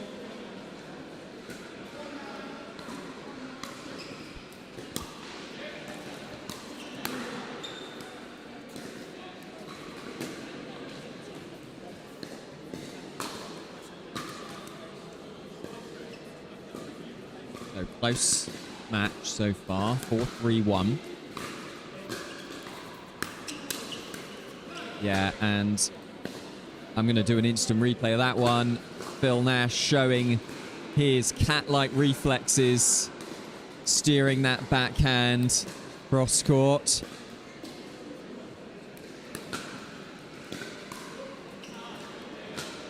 And then showing some less good play there, flicking that backhand into the net. So 5-3-2 and another missed serve, and just two missed serves takes them from 4-3 down to 6-3 down, which is a very different picture at the change of ends.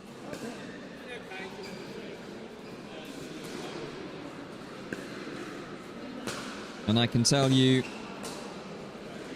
that Phil Nash and John Lloyd-Jones have got 1 win, 2 losses coming into this match. And the power from Jason Parry, those cat-like reflexes, just maybe not as cat-like as they were earlier. Or maybe the cat is aging ever so slightly.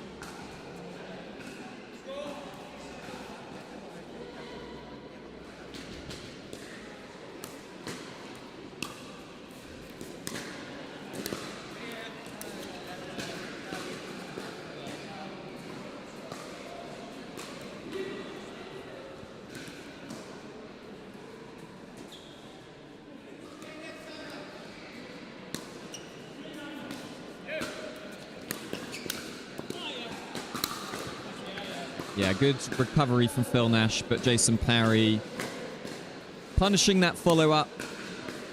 The reset needs to be a little bit lower to avoid that follow-up. Not easy at all when it's down at your feet with power like that.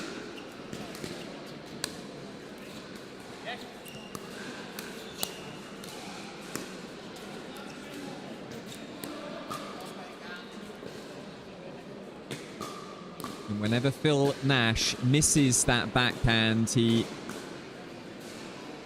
practices that backhand stroke afterwards.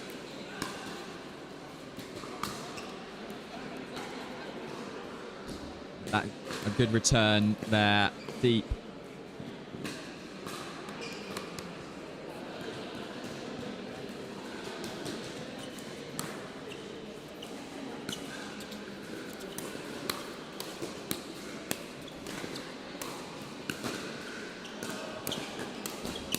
Yeah, lovely play there. Jason Parry showing his reactions.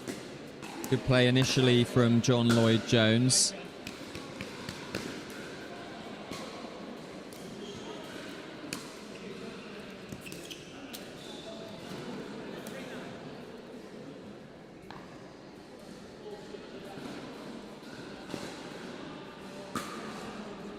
So we're 3-9-1.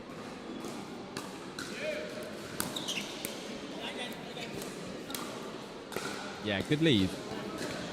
Good leave there. Phil Nash ducking out of the way. Not always easy to leave those balls when you're coming forward like that. But maintaining good discipline there. 4-9-1. And just the late call there from Phil Nash coming across slightly. Telling his partner to take it. Just a little bit too late.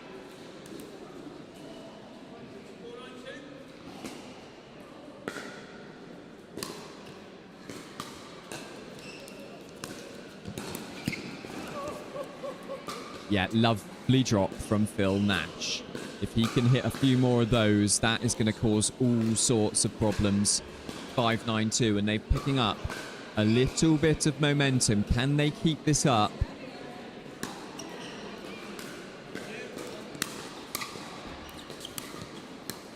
Yes, and finding that extra shot when it was needed. Coming across John Lloyd-Jones, and the space was there, but the shot wasn't. And 6-9-2 now. Oh, and that is pure frustration from Phil Nash. He knows he should be making that third shot.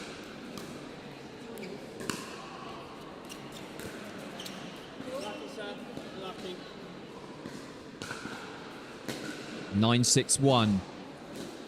Tense moments here as we come to the conclusion of this game. Good return. And the misfire from John Lloyd-Jones. 10-6-2. Game point.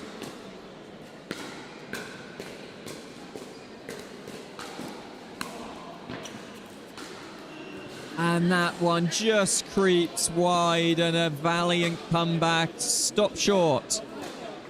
Jason Parry and Gavin Wells holding their nerve there and coming through that game. 11-6. And that is a case of fine margins and critical points, and whether you can hold your nerve. And you feel at 6-9-2, that third shot drop was perhaps critical. So a good performance. John Lloyd-Jones from Jason Parry and Gavin Wells there, taking that win. I can tell you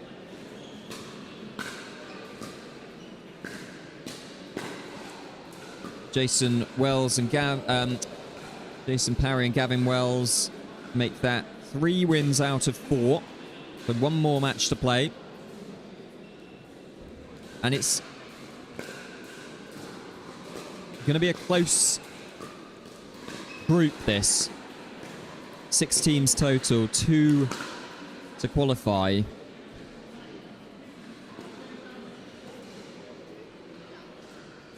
I think that loss there from John Lloyd-Jones of Phil Nash means that they probably are looking unlikely now to qualify. 3 losses out of 4. So they will be looking at the runner-up places, of course, at these PickleB events. If you don't qualify in the top 2, you get more games. And you play for position. Overall position in the category.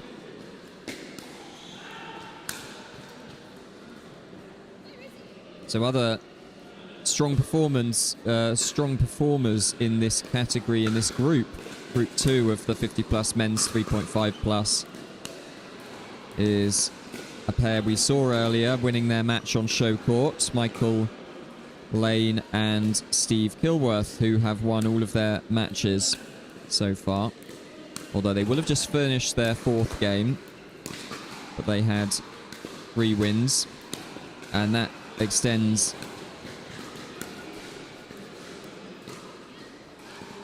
to Jason Parry and Gavin Wells, who now have 3 wins out of 4. Other strong performers are Lucas Ian Lucas Bond and David Parkinson, who we also saw earlier on. And they had 2 wins out of 3. So we'll see how they got on in their 4th match. But we will be back after a quick break to watch more from our 18 plus, 3.5 plus mixed division. So we will just be hearing from our sponsors and then we'll be back.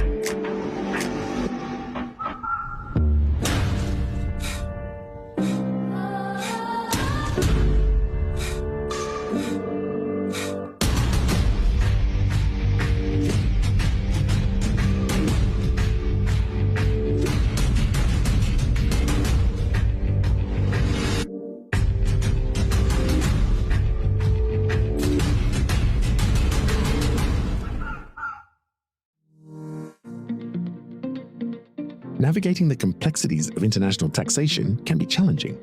Partnering with a tax consultant from ICXO offers numerous benefits. Our experts provide tailored advice on corporate tax structures, intercompany financing, and tax-efficient cross-border transactions, ensuring compliance and optimal financial outcomes. Specializing in Middle East tax planning, we offer in-depth guidance on regional regulations and negotiations with tax authorities.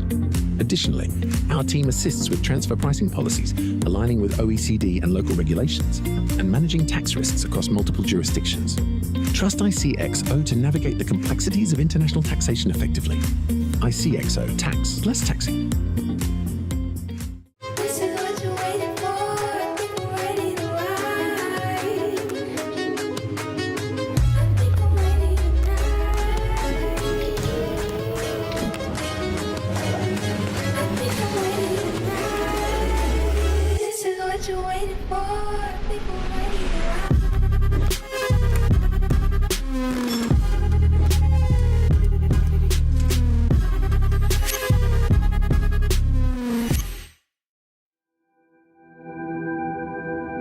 As a professional athlete, my equipment is very important to me. When I'm on the court, I need to trust what's on my feet. I need to stay focused with no distractions. I personally feel like the ViperCore Pro 2.0 is the best performance shoe out there. Durability for me is really important because I like to slide all over the court. I also love how lightweight they are. I feel like I can run faster. Skechers. Comfort that performs. Hey Team Diadem, we got something new for you. We're taking it to the max. Introducing the Max Shape, the widest paddle in our collection. The new wide body Max Shape is available in the Edge 18K, the 18K Power, and the Icon Infinity. Not only is your sweet spot enhanced, but your surface area is increased and your spin potential is maxed. So this paddle is ideal for those looking for an enhanced sweet spot, a ton of spin potential, and a shorter handle. My mama always told me, never judge a paddle by its shape, judge it by its performance. The Max Shape, available now.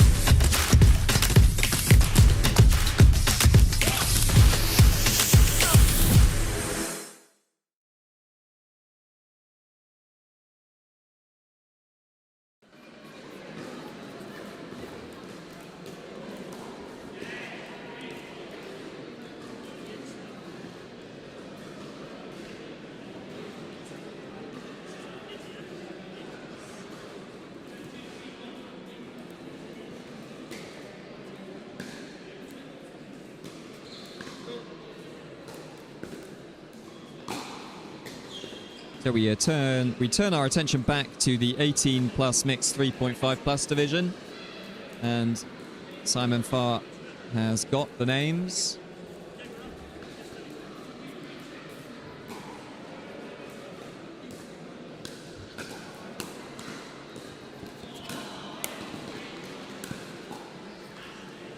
So we have on court the near side, Lydia Innes and Ian Smith.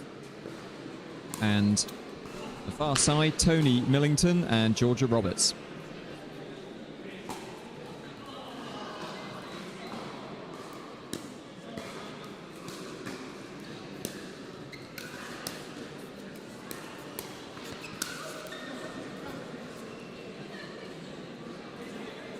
So both teams are in the group, the second group. And Lydia Innes and Ian Smith have lost all 3 of their games coming into this match.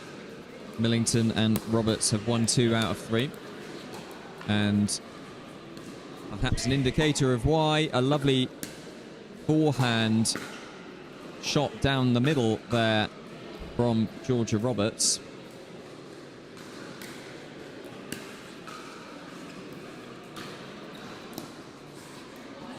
Unlucky there from Lydia Innes. Getting a bit of a net cord there. Able to steer it back, but a good effort from her.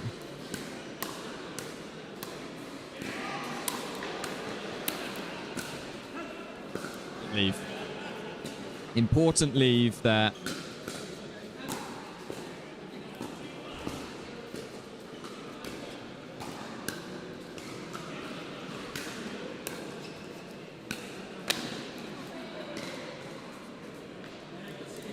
Ian Smith just trying to come across and take that ball from Lydia Innes and maybe slightly overextending himself.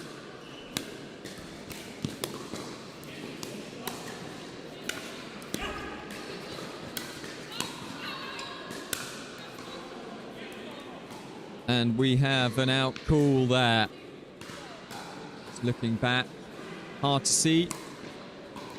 We go with the server players, of course, here. We are commentators, not line judges. And a lovely finish, though, from Tony Millington.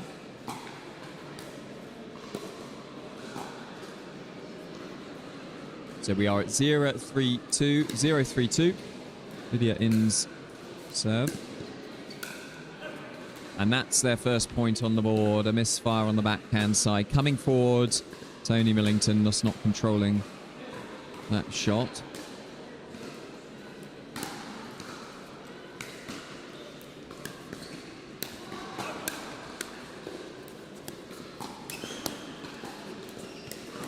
Oh, yeah.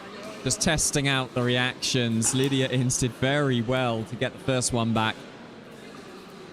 Ian Smith unable to get the second. And it's always a successful strategy. Test out your opponent's reactions as we see Tony Millington coming across and firing that shot away. So looking strong in the early stages of this match.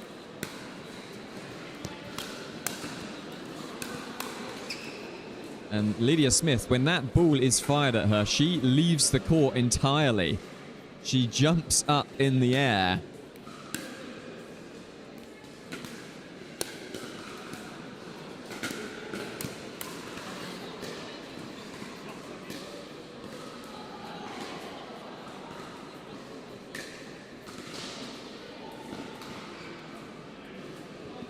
And so we are at 6-1 at the change of ends to Tony Millington and Georgia Roberts. So they are looking on course for their third victory in this division, in this group.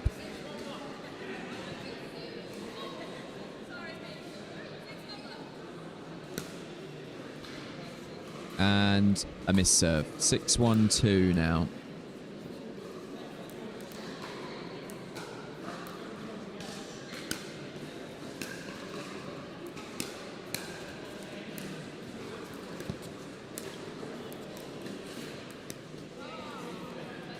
breaking down. But I really do like the drive of Georgia Roberts.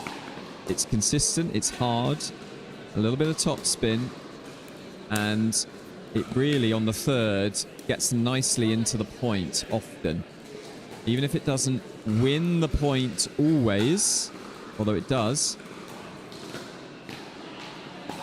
it's strong enough that it gives them a nice advantage and sets them up nicely when they are serving.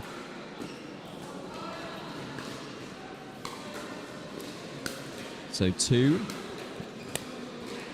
6, and the put away. And they are playing ruthlessly, Georgia Roberts and Tony Millington. Serve goes long.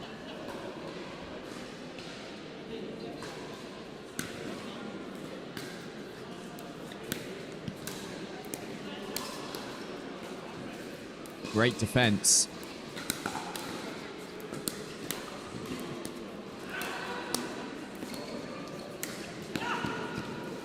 Yeah, lovely put away from Georgia Roberts. A very good point overall.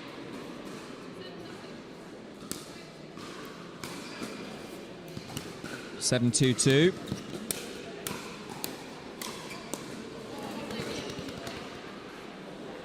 Now, that's the side out happens. Can Lydia Inns and Ian Smith fight their way back into this match?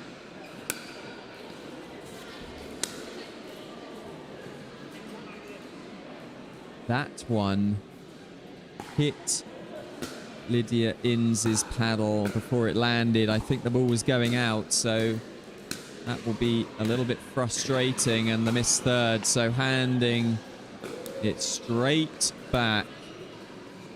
And Ian Smith just giving Lydia Inns thumbs up. So important you don't get too down about your misses. Everybody does miss in pickleball. And you can't be too hard on your partner. Yeah, and Tony Millington there, taking charge of that point, coming across.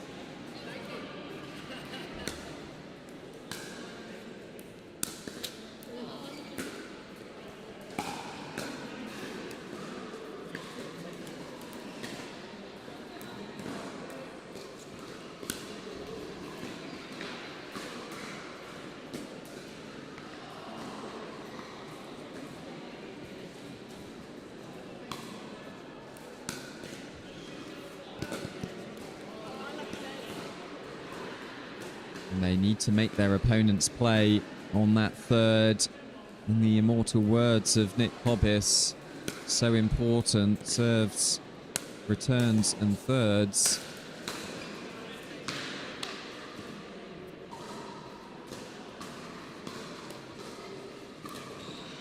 The 3 most critical shots in pickleball gotten right, your chances of winning rise exponentially. Get them wrong, and there's trouble. 8-2-2.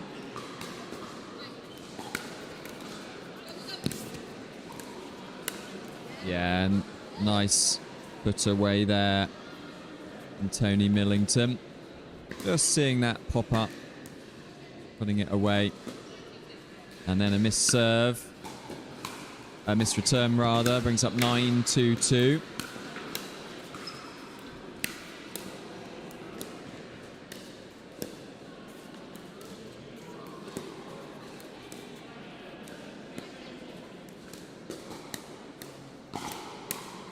Action at the kitchen and tagged. That will do Ian Smith the world of good.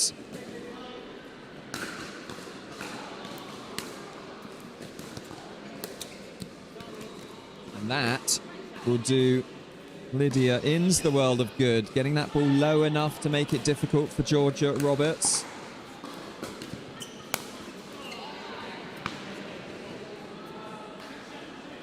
And just when you thought a door was opening, Tony Millington adds another padlock. slams it shut. Not today.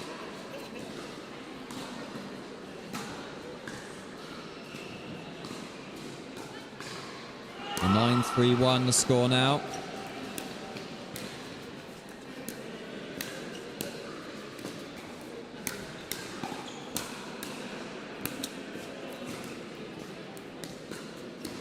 Oh, and the shot was there. The jump from Lydia Inns, maybe jumping too high.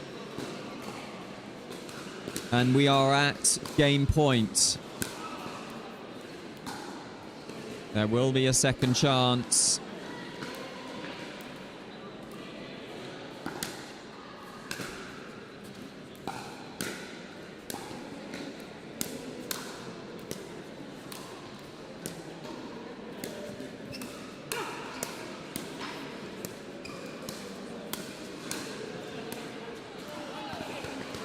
And what? Oh, and it was just go wide, so they're still in the match. 3-10-1. Oh, and a clutch shot there from Ian Smith. Off the edge of the paddle there.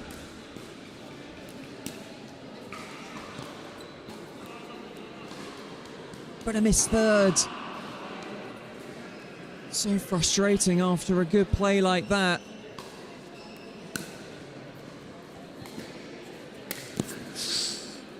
Tony Millington moving across. And 2 points off this service round. 5-10-2. Yes, and the third works this time from Lydia Inns. And we are at 6-10-2. Can they get 1 or 2 more points? This could get tasty. And the third works again. And a brilliant bit of action at the net means that this match is being extended to 7-10-2. And Lydia Inns is getting those drops working. But Ian Smith charging forward. The opportunity was there. Overhit. And another match point. And what a brilliant drop. But somehow the point continues. And that is the match. 11-7 in the end. A couple of brilliant shots and hugs all around. What we like to see. Played in good spirits, the match. And a fairly close one in the end. A good fight back from Lydia Inns and Ian Smith. And had that volley moving forward from Ian Smith gone in. Would have taken them to 8-10-2. Things could have gotten tasty, but it didn't. Millington and Roberts closing out that match. And an entertaining one here at the show court. Wrexham Tennis Centre. And we will be back with more action from the men's 50 plus, 3.5 plus division after a short break.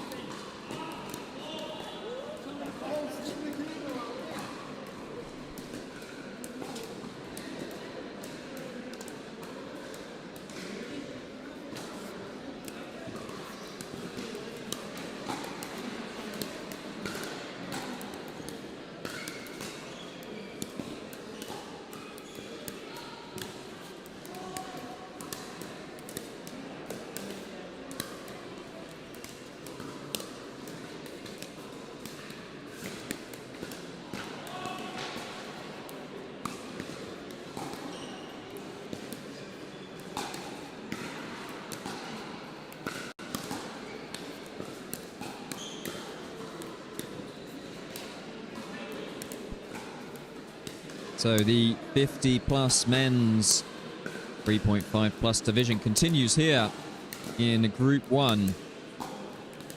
And we have on court Bill Bradley and Steve Walters in the blue, warming up on the left-hand side of your screen.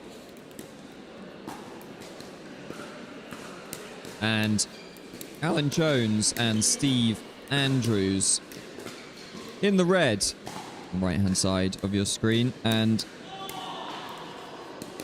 I can tell you this is the last of the group matches. The top 2 will qualify, 5 teams in this group.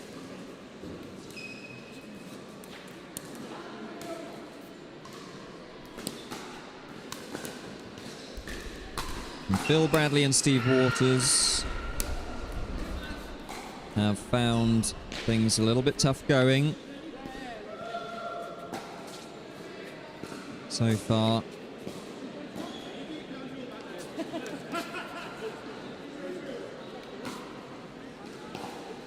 Losing all 3 of their matches. And Alan Jones and Steve Andrews also losing all of their matches. So I don't think either team here are in contention to qualify out of this group for a medal position, but they of course will qualify for position places. And we are underway.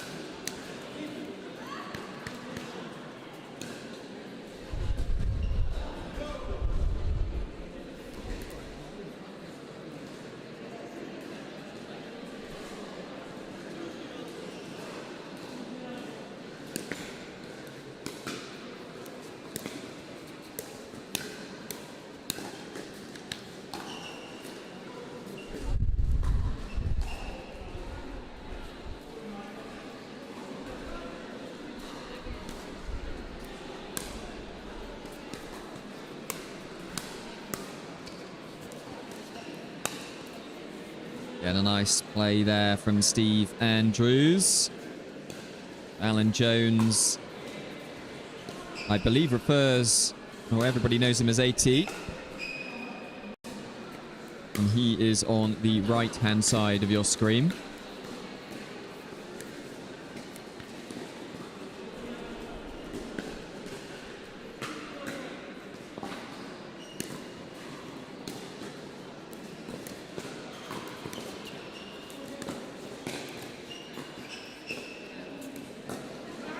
So Phil Bradley at the top left of your screen with his partner Steve Walters on the top right. And then Alan Jones on the bottom left and 80 Steve Andrews on the bottom right.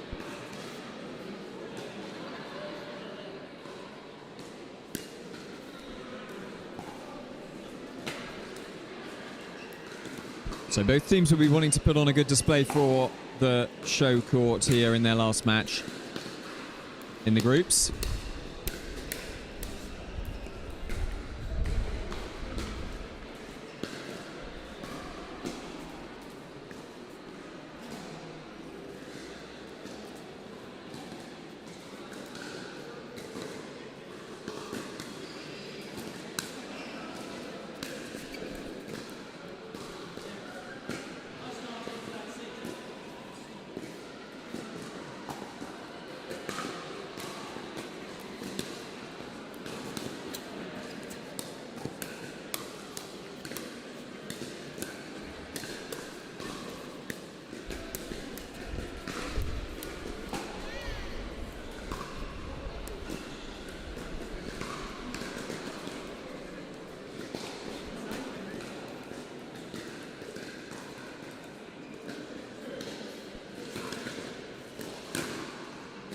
I believe it is 1-4-2. Now 2-4-2. So, good shot there from Phil Bradley. And we're at 2-4-2. And that one just going long from Steve Walters.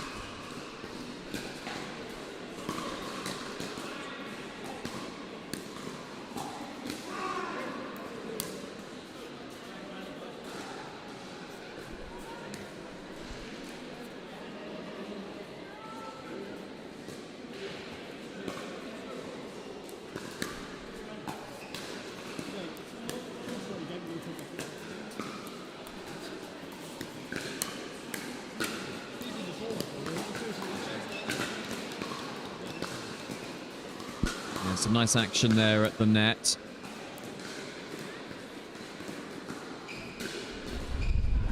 That extends their lead to 5-2-2. AT and Steve Andrews.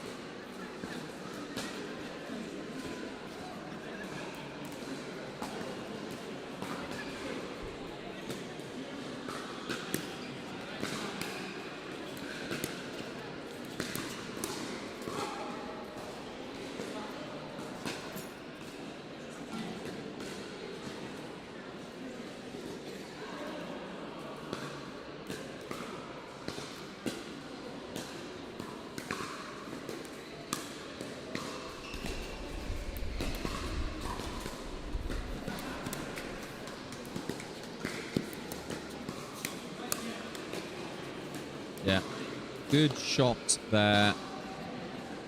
Just catching out Steve Andrews. Nice play from Steve Walters.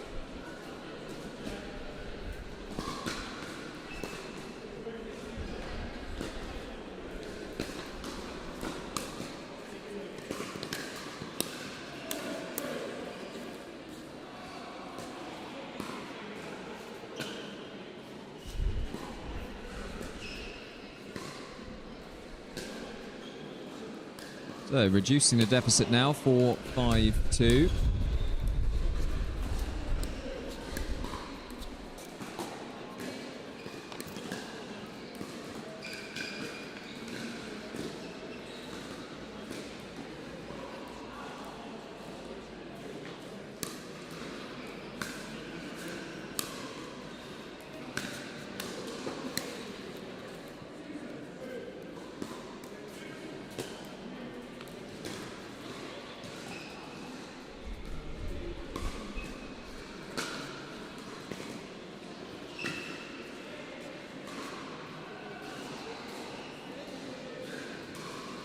So both teams agreeing not to switch. It is 6-4-1, but it is up to the players to agree whether they want to switch or not.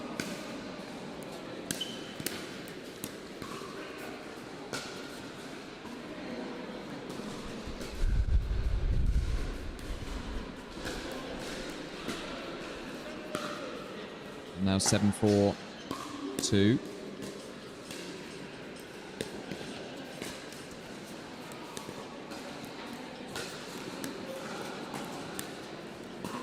Yeah, and a nice little shot down the centre there from Steve Walters.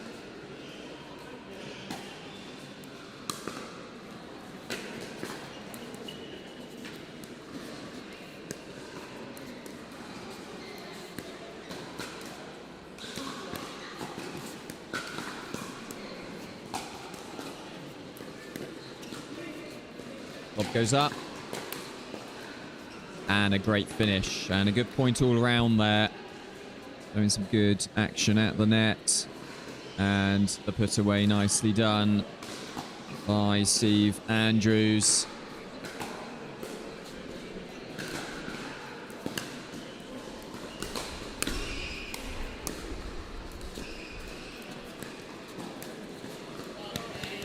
Good finish. Again, down the middle. And that middle is being peppered at the moment by both teams, finding success there.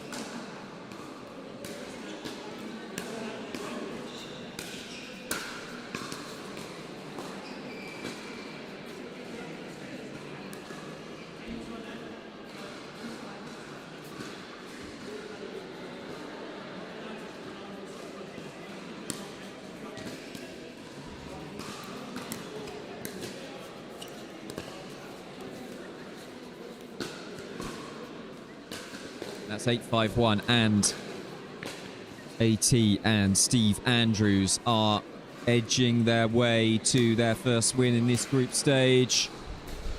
Last group game here.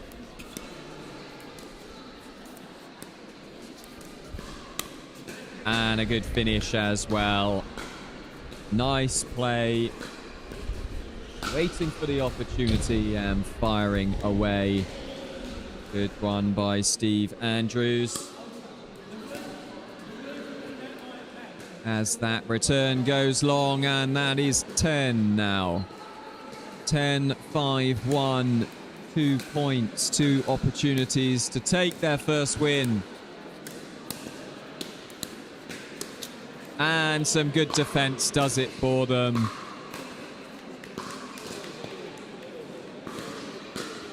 And 11-5, fairly comfortable in the end for AT and Steve Andrews after a very close fought early stage in that match. So they get their first win, and they can leave the group stages happy. Bill Bradley and Steve Walters, they might meet in the playoff places, the playoff knockouts later on, so they might have another opportunity. Phil Bradley and Steve Walters to take revenge, perhaps, but that is the last group game in this group. And having looked at the results, it looks like big John Colwell and John Wilson, they went into their last match with 3 wins, so out of 3. They're looking good to qualify, and it could well be down, or it will be down. The second qualification place will either go to Tim Green or Ian Beattie, or Jeff Abrahams and Michael Garihi, depending on the last game that they play. And they will be playing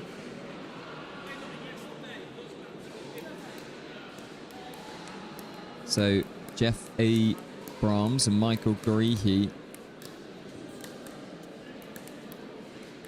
play John Colwell and John Wilson in the last game, so that will be an important match for them, a must win if they're to qualify through. Although in fact, I think the 2 places are assured. No, they're not. So Jeff Abrahams and Michael Garihi will go through if they are able to beat John Wilson and John Colwell 11-3. So they would need to win 11-3 to qualify. And they would qualify in second place. So, a big ask for them. What was against probably the outstanding performers of this group. But we will be we'll be back with more action from the 18 plus, 3.5 plus mixed division. And we will be back very shortly indeed. I'll just have a very quick break.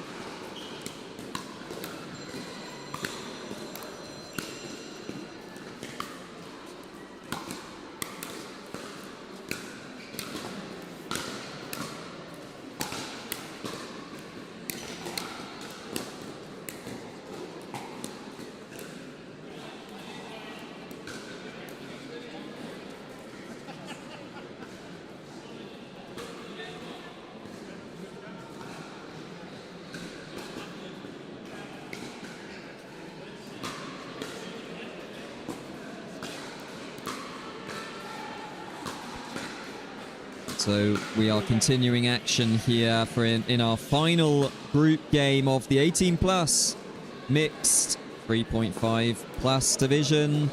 And we have Claire Han and Brett Hollywell in red on the near side of your screens.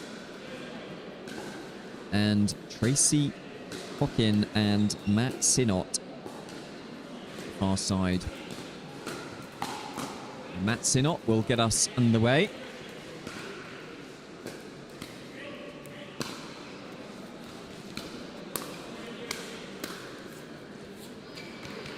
A good angle there found by Claire Horn.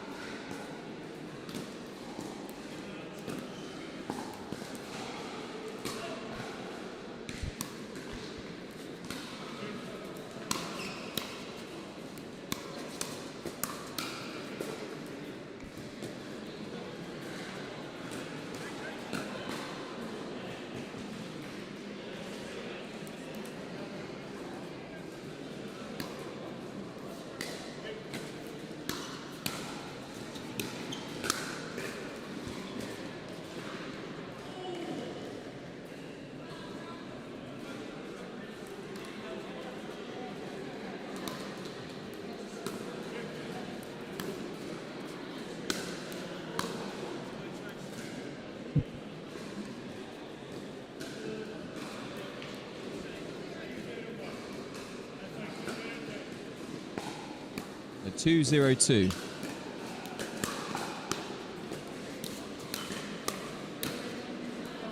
Yeah, and well left there. That's Sinnott just firing that ball out.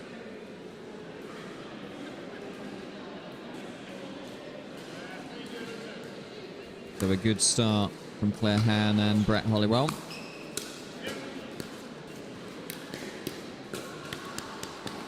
With a good roll from Matt Sinnott. And Matt Sinnott and Tracy Hockin are taking 3 wins and 1 loss into this match. As are Claire Han and Brett Hollywell. So 2 of the top performing teams on the show court here. This could be a good one, and this is a good point.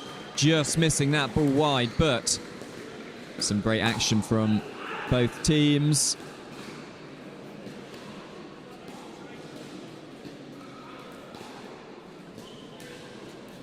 And the first point on the board for Sinnott and Hockin, sorry.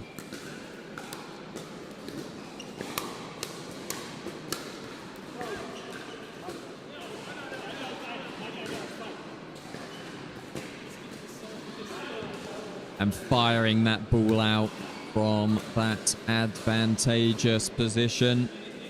Matt Sinnott. A rush of blood to the head. A rush of power to the paddle. Too much power.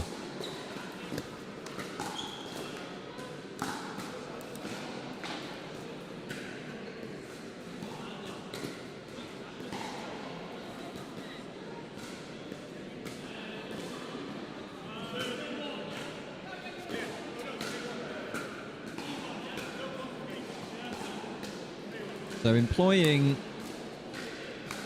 a stacking here and unwinding the stack. So interesting tactics.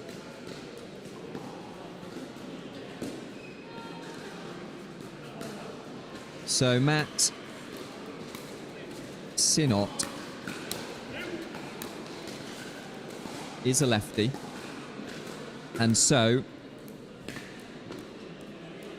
they will have a preference for both players being positioned so their forehand is in the middle. The Sinnott will often come across when he is meant to be on the left, will come across, cut across to the right, so showing that both forehands are down the middle. And you'll see them give hand signals behind their back to indicate whether they should be moving across or staying in position. after they hit their return. And you'll see it better at the change of ends if you're unaware of that tactic.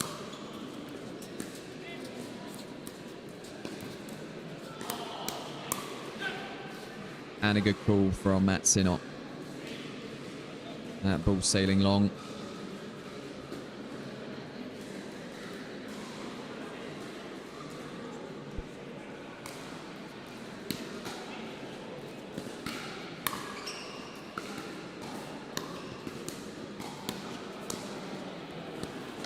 Just tied up a little bit there, Tracy Hockin.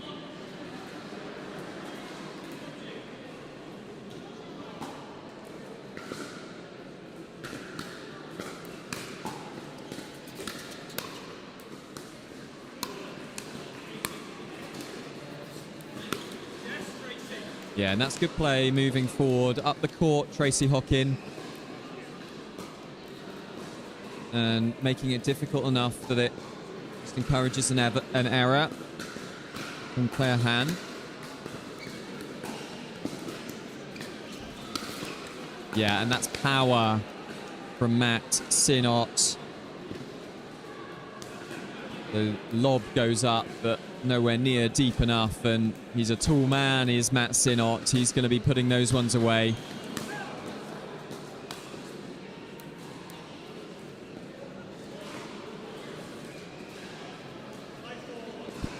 So a close match, 5-4-1.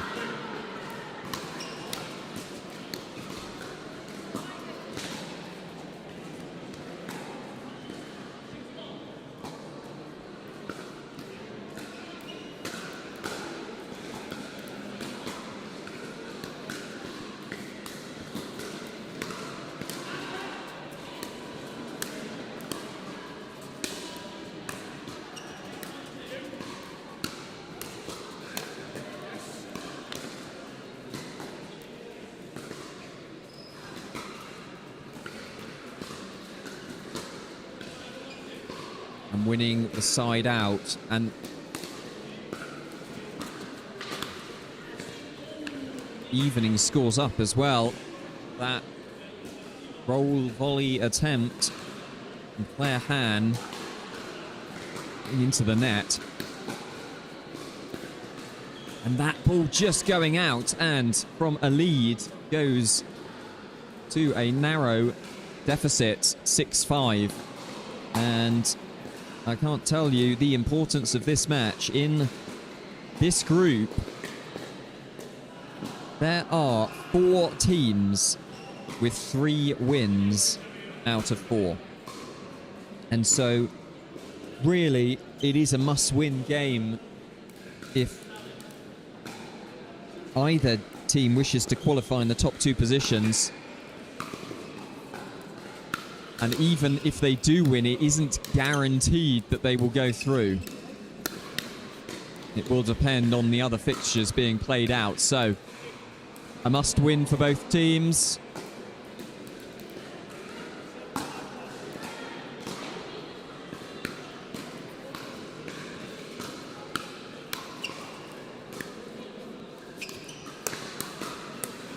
Yeah, nice reactions, stepping up to the plate. Nice play, Brett Hollywell, and firing up his opponent as well, Claire Han, his partner.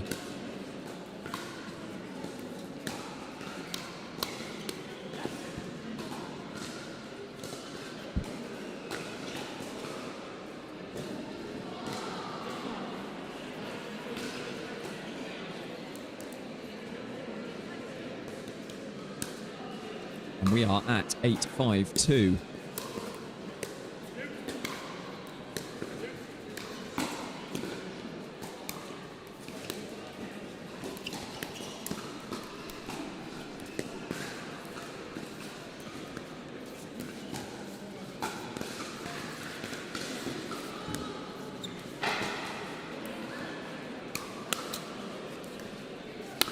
And the finish. What a finish from Matt Sinnott there, firing that ball away and letting out a scream of approval And that is 9-5-2. And they are looking strong and confident. Will this 4-point lead be insurmountable?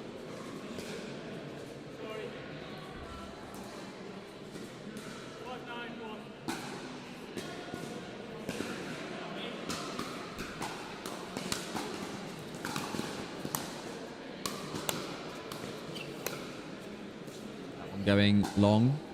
4 points down to 3 points. Now the nerves might be setting in a little bit now. They know they need to win.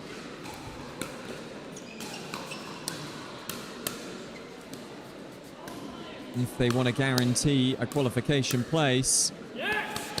But steadying the ship. Mid-court shot. Down at the feet.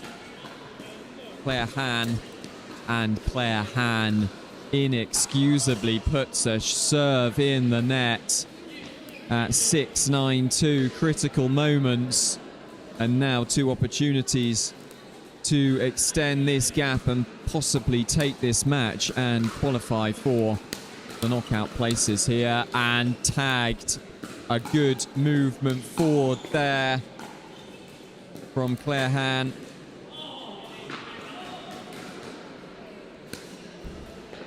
Match point. 10-6. 2 now. Will they put it to bed now?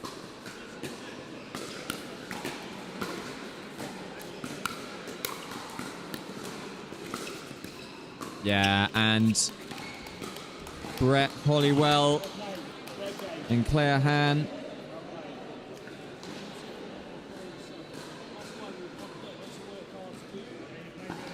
Unable to return that, and Matt Sinnott and Tracy Hockin will go through. Or it's looking likely that they will. We will have to wait on results from... No, they will go through. That will take them... That will give them one of the qualification places. So Matt Sinnott and Tracy Hockin will be through to the knockout stages.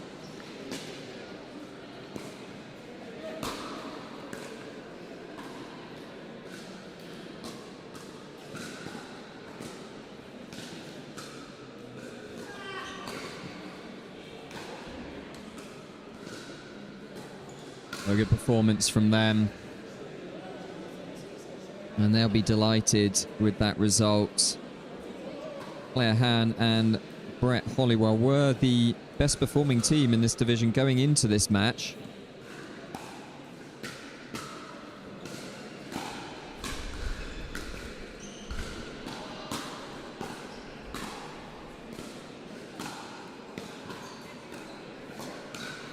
So the final qualification places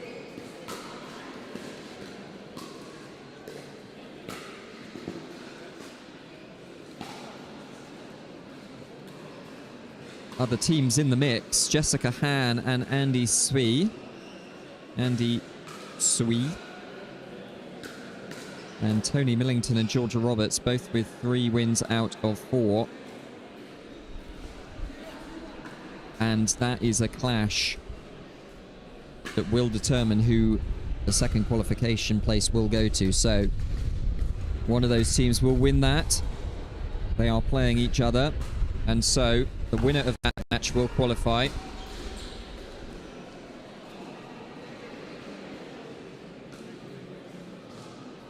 Matt Sinnott and Tracy Hockin will also definitely qualify. So disappointing loss there for Claire Han and Brett Hollywell.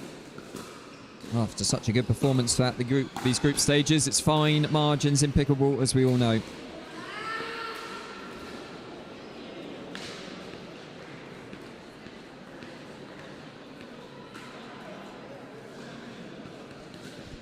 So that brings the conclusion, well, brings us to the conclusion of the group stages here. There will be a period of time where we calculate the results and see who's qualified for the knockout stages. So we'll be taking a short break and we'll be coming back very shortly indeed. So we will just be hearing from our sponsors until the action restarts here on show court.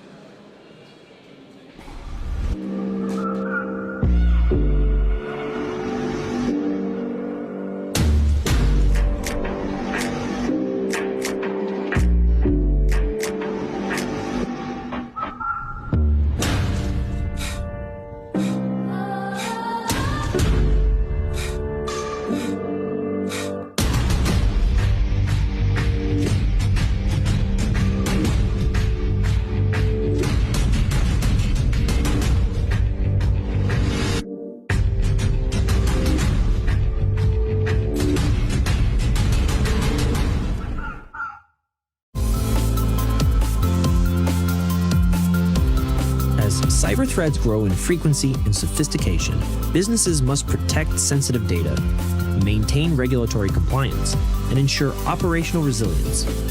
Cyber attacks, data breaches, and evolving mandates demand a proactive security strategy.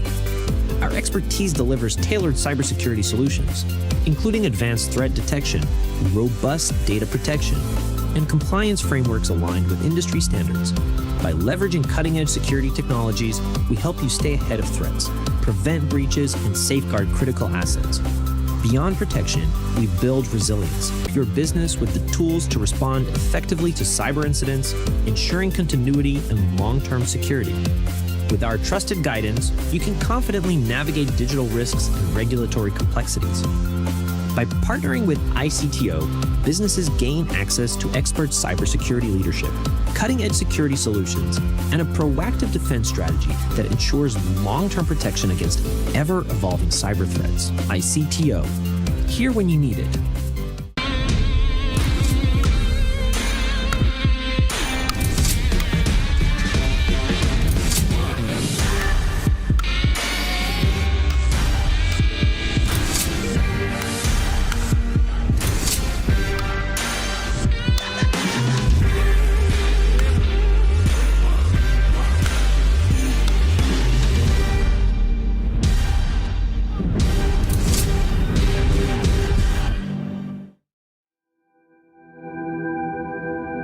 As a professional athlete, my equipment is very important to me.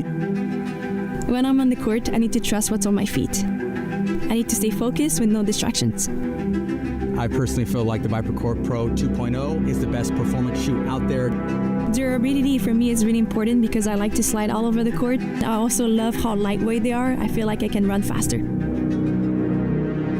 Skechers. Comfort that performs.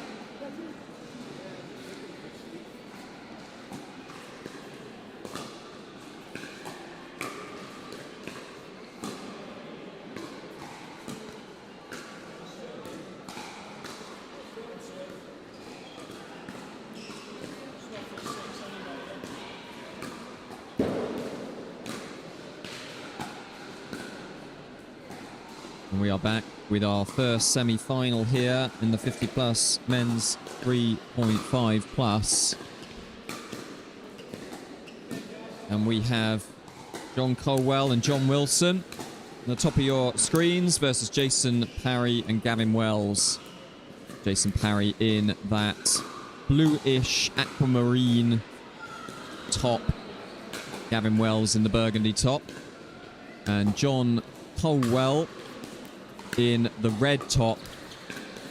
And John Wilson in the blue top.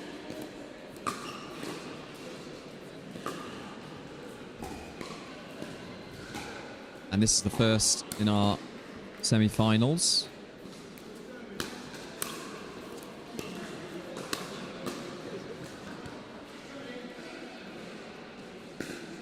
And probably the last game that I'll be commentating on today as well.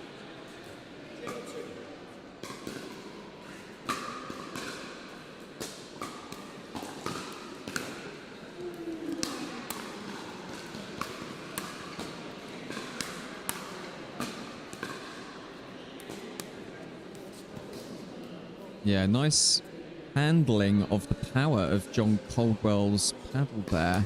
He was hitting those drives low and hard. Very well handled by Jason Parry.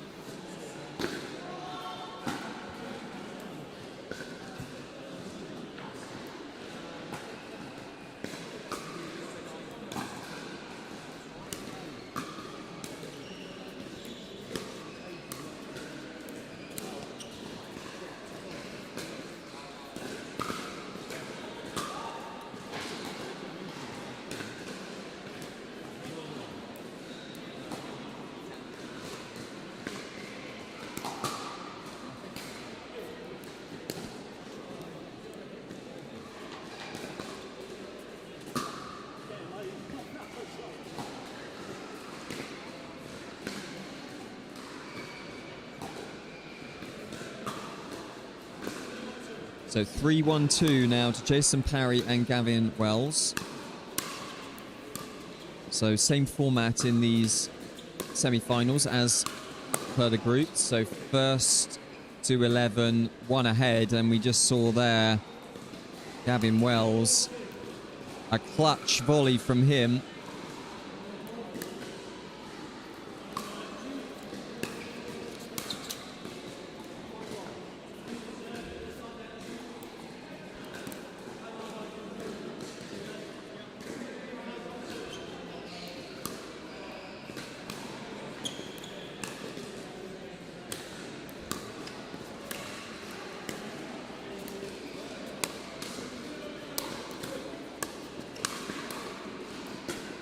And that shot just going wide by Jason Parry. Some good hands, battle action at the net there.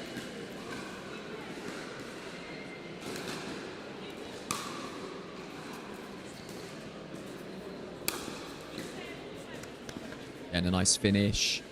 The overhead from Jason Parry.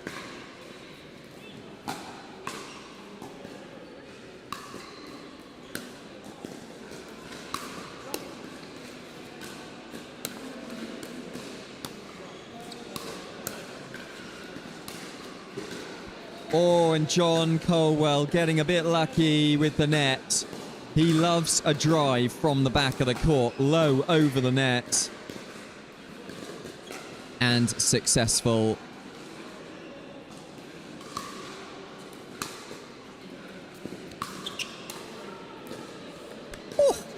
He's got the power, Jason Parry, but he's also got a bit of touch as well, taking the power off that drive very nicely. Not an easy shot at all, able to control it.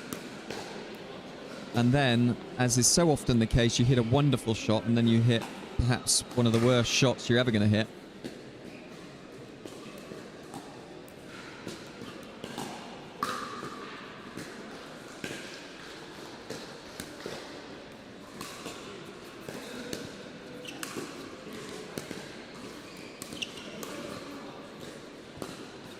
And that one just going out, Jason Parry.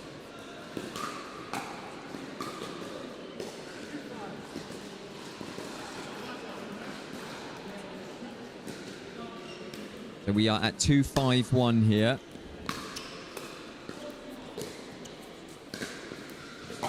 And that one just going out. He was scampering back, Jason Parry. It was very close, but just catching the wrong side of the line. I'm happy as well to welcome Kerry Camel back to the commentary booth here and helping out with the camera switching.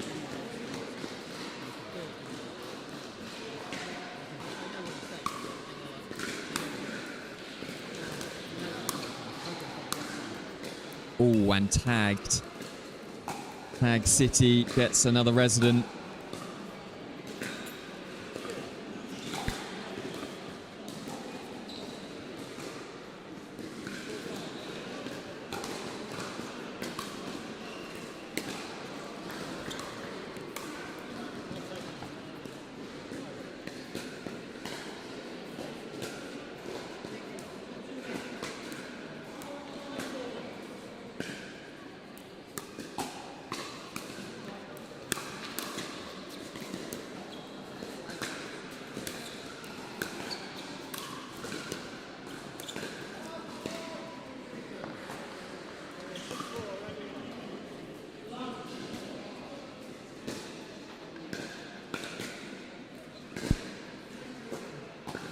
So the change of ends here. And a narrow lead for Parry and Wells.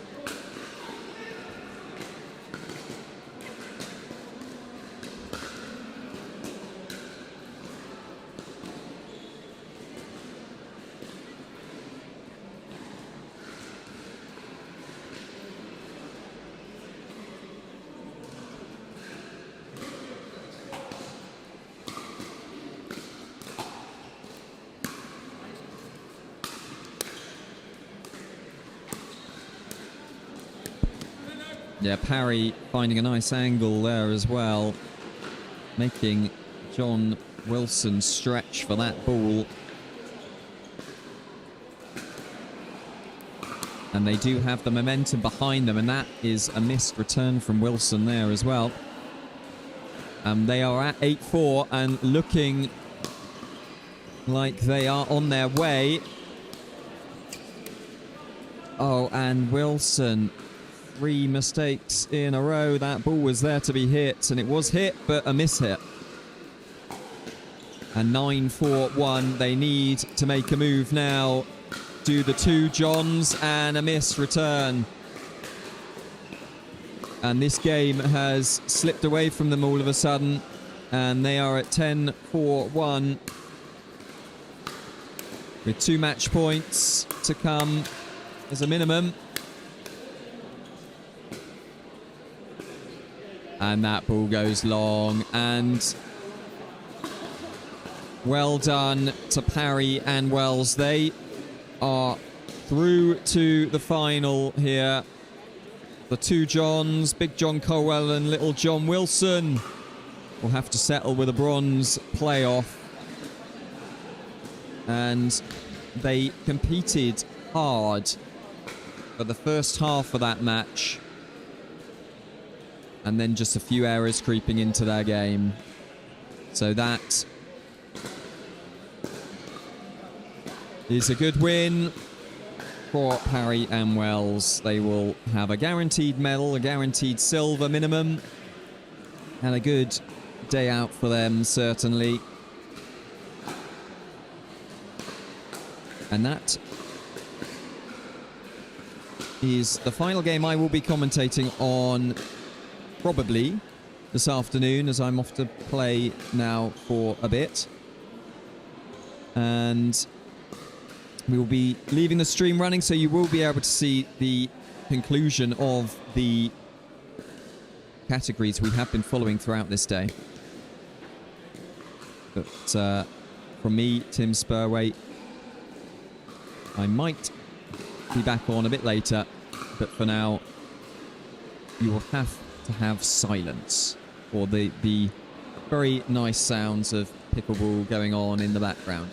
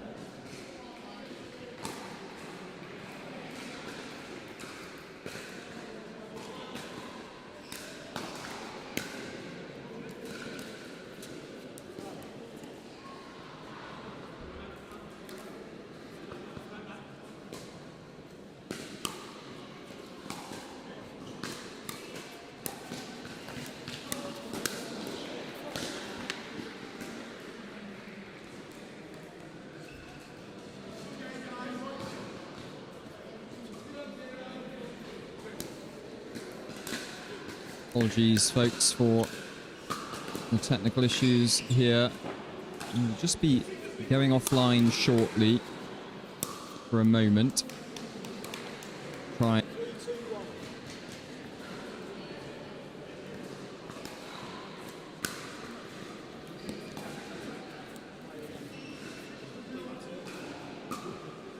Okay, we are back, and hopefully we'll have a more stable stream.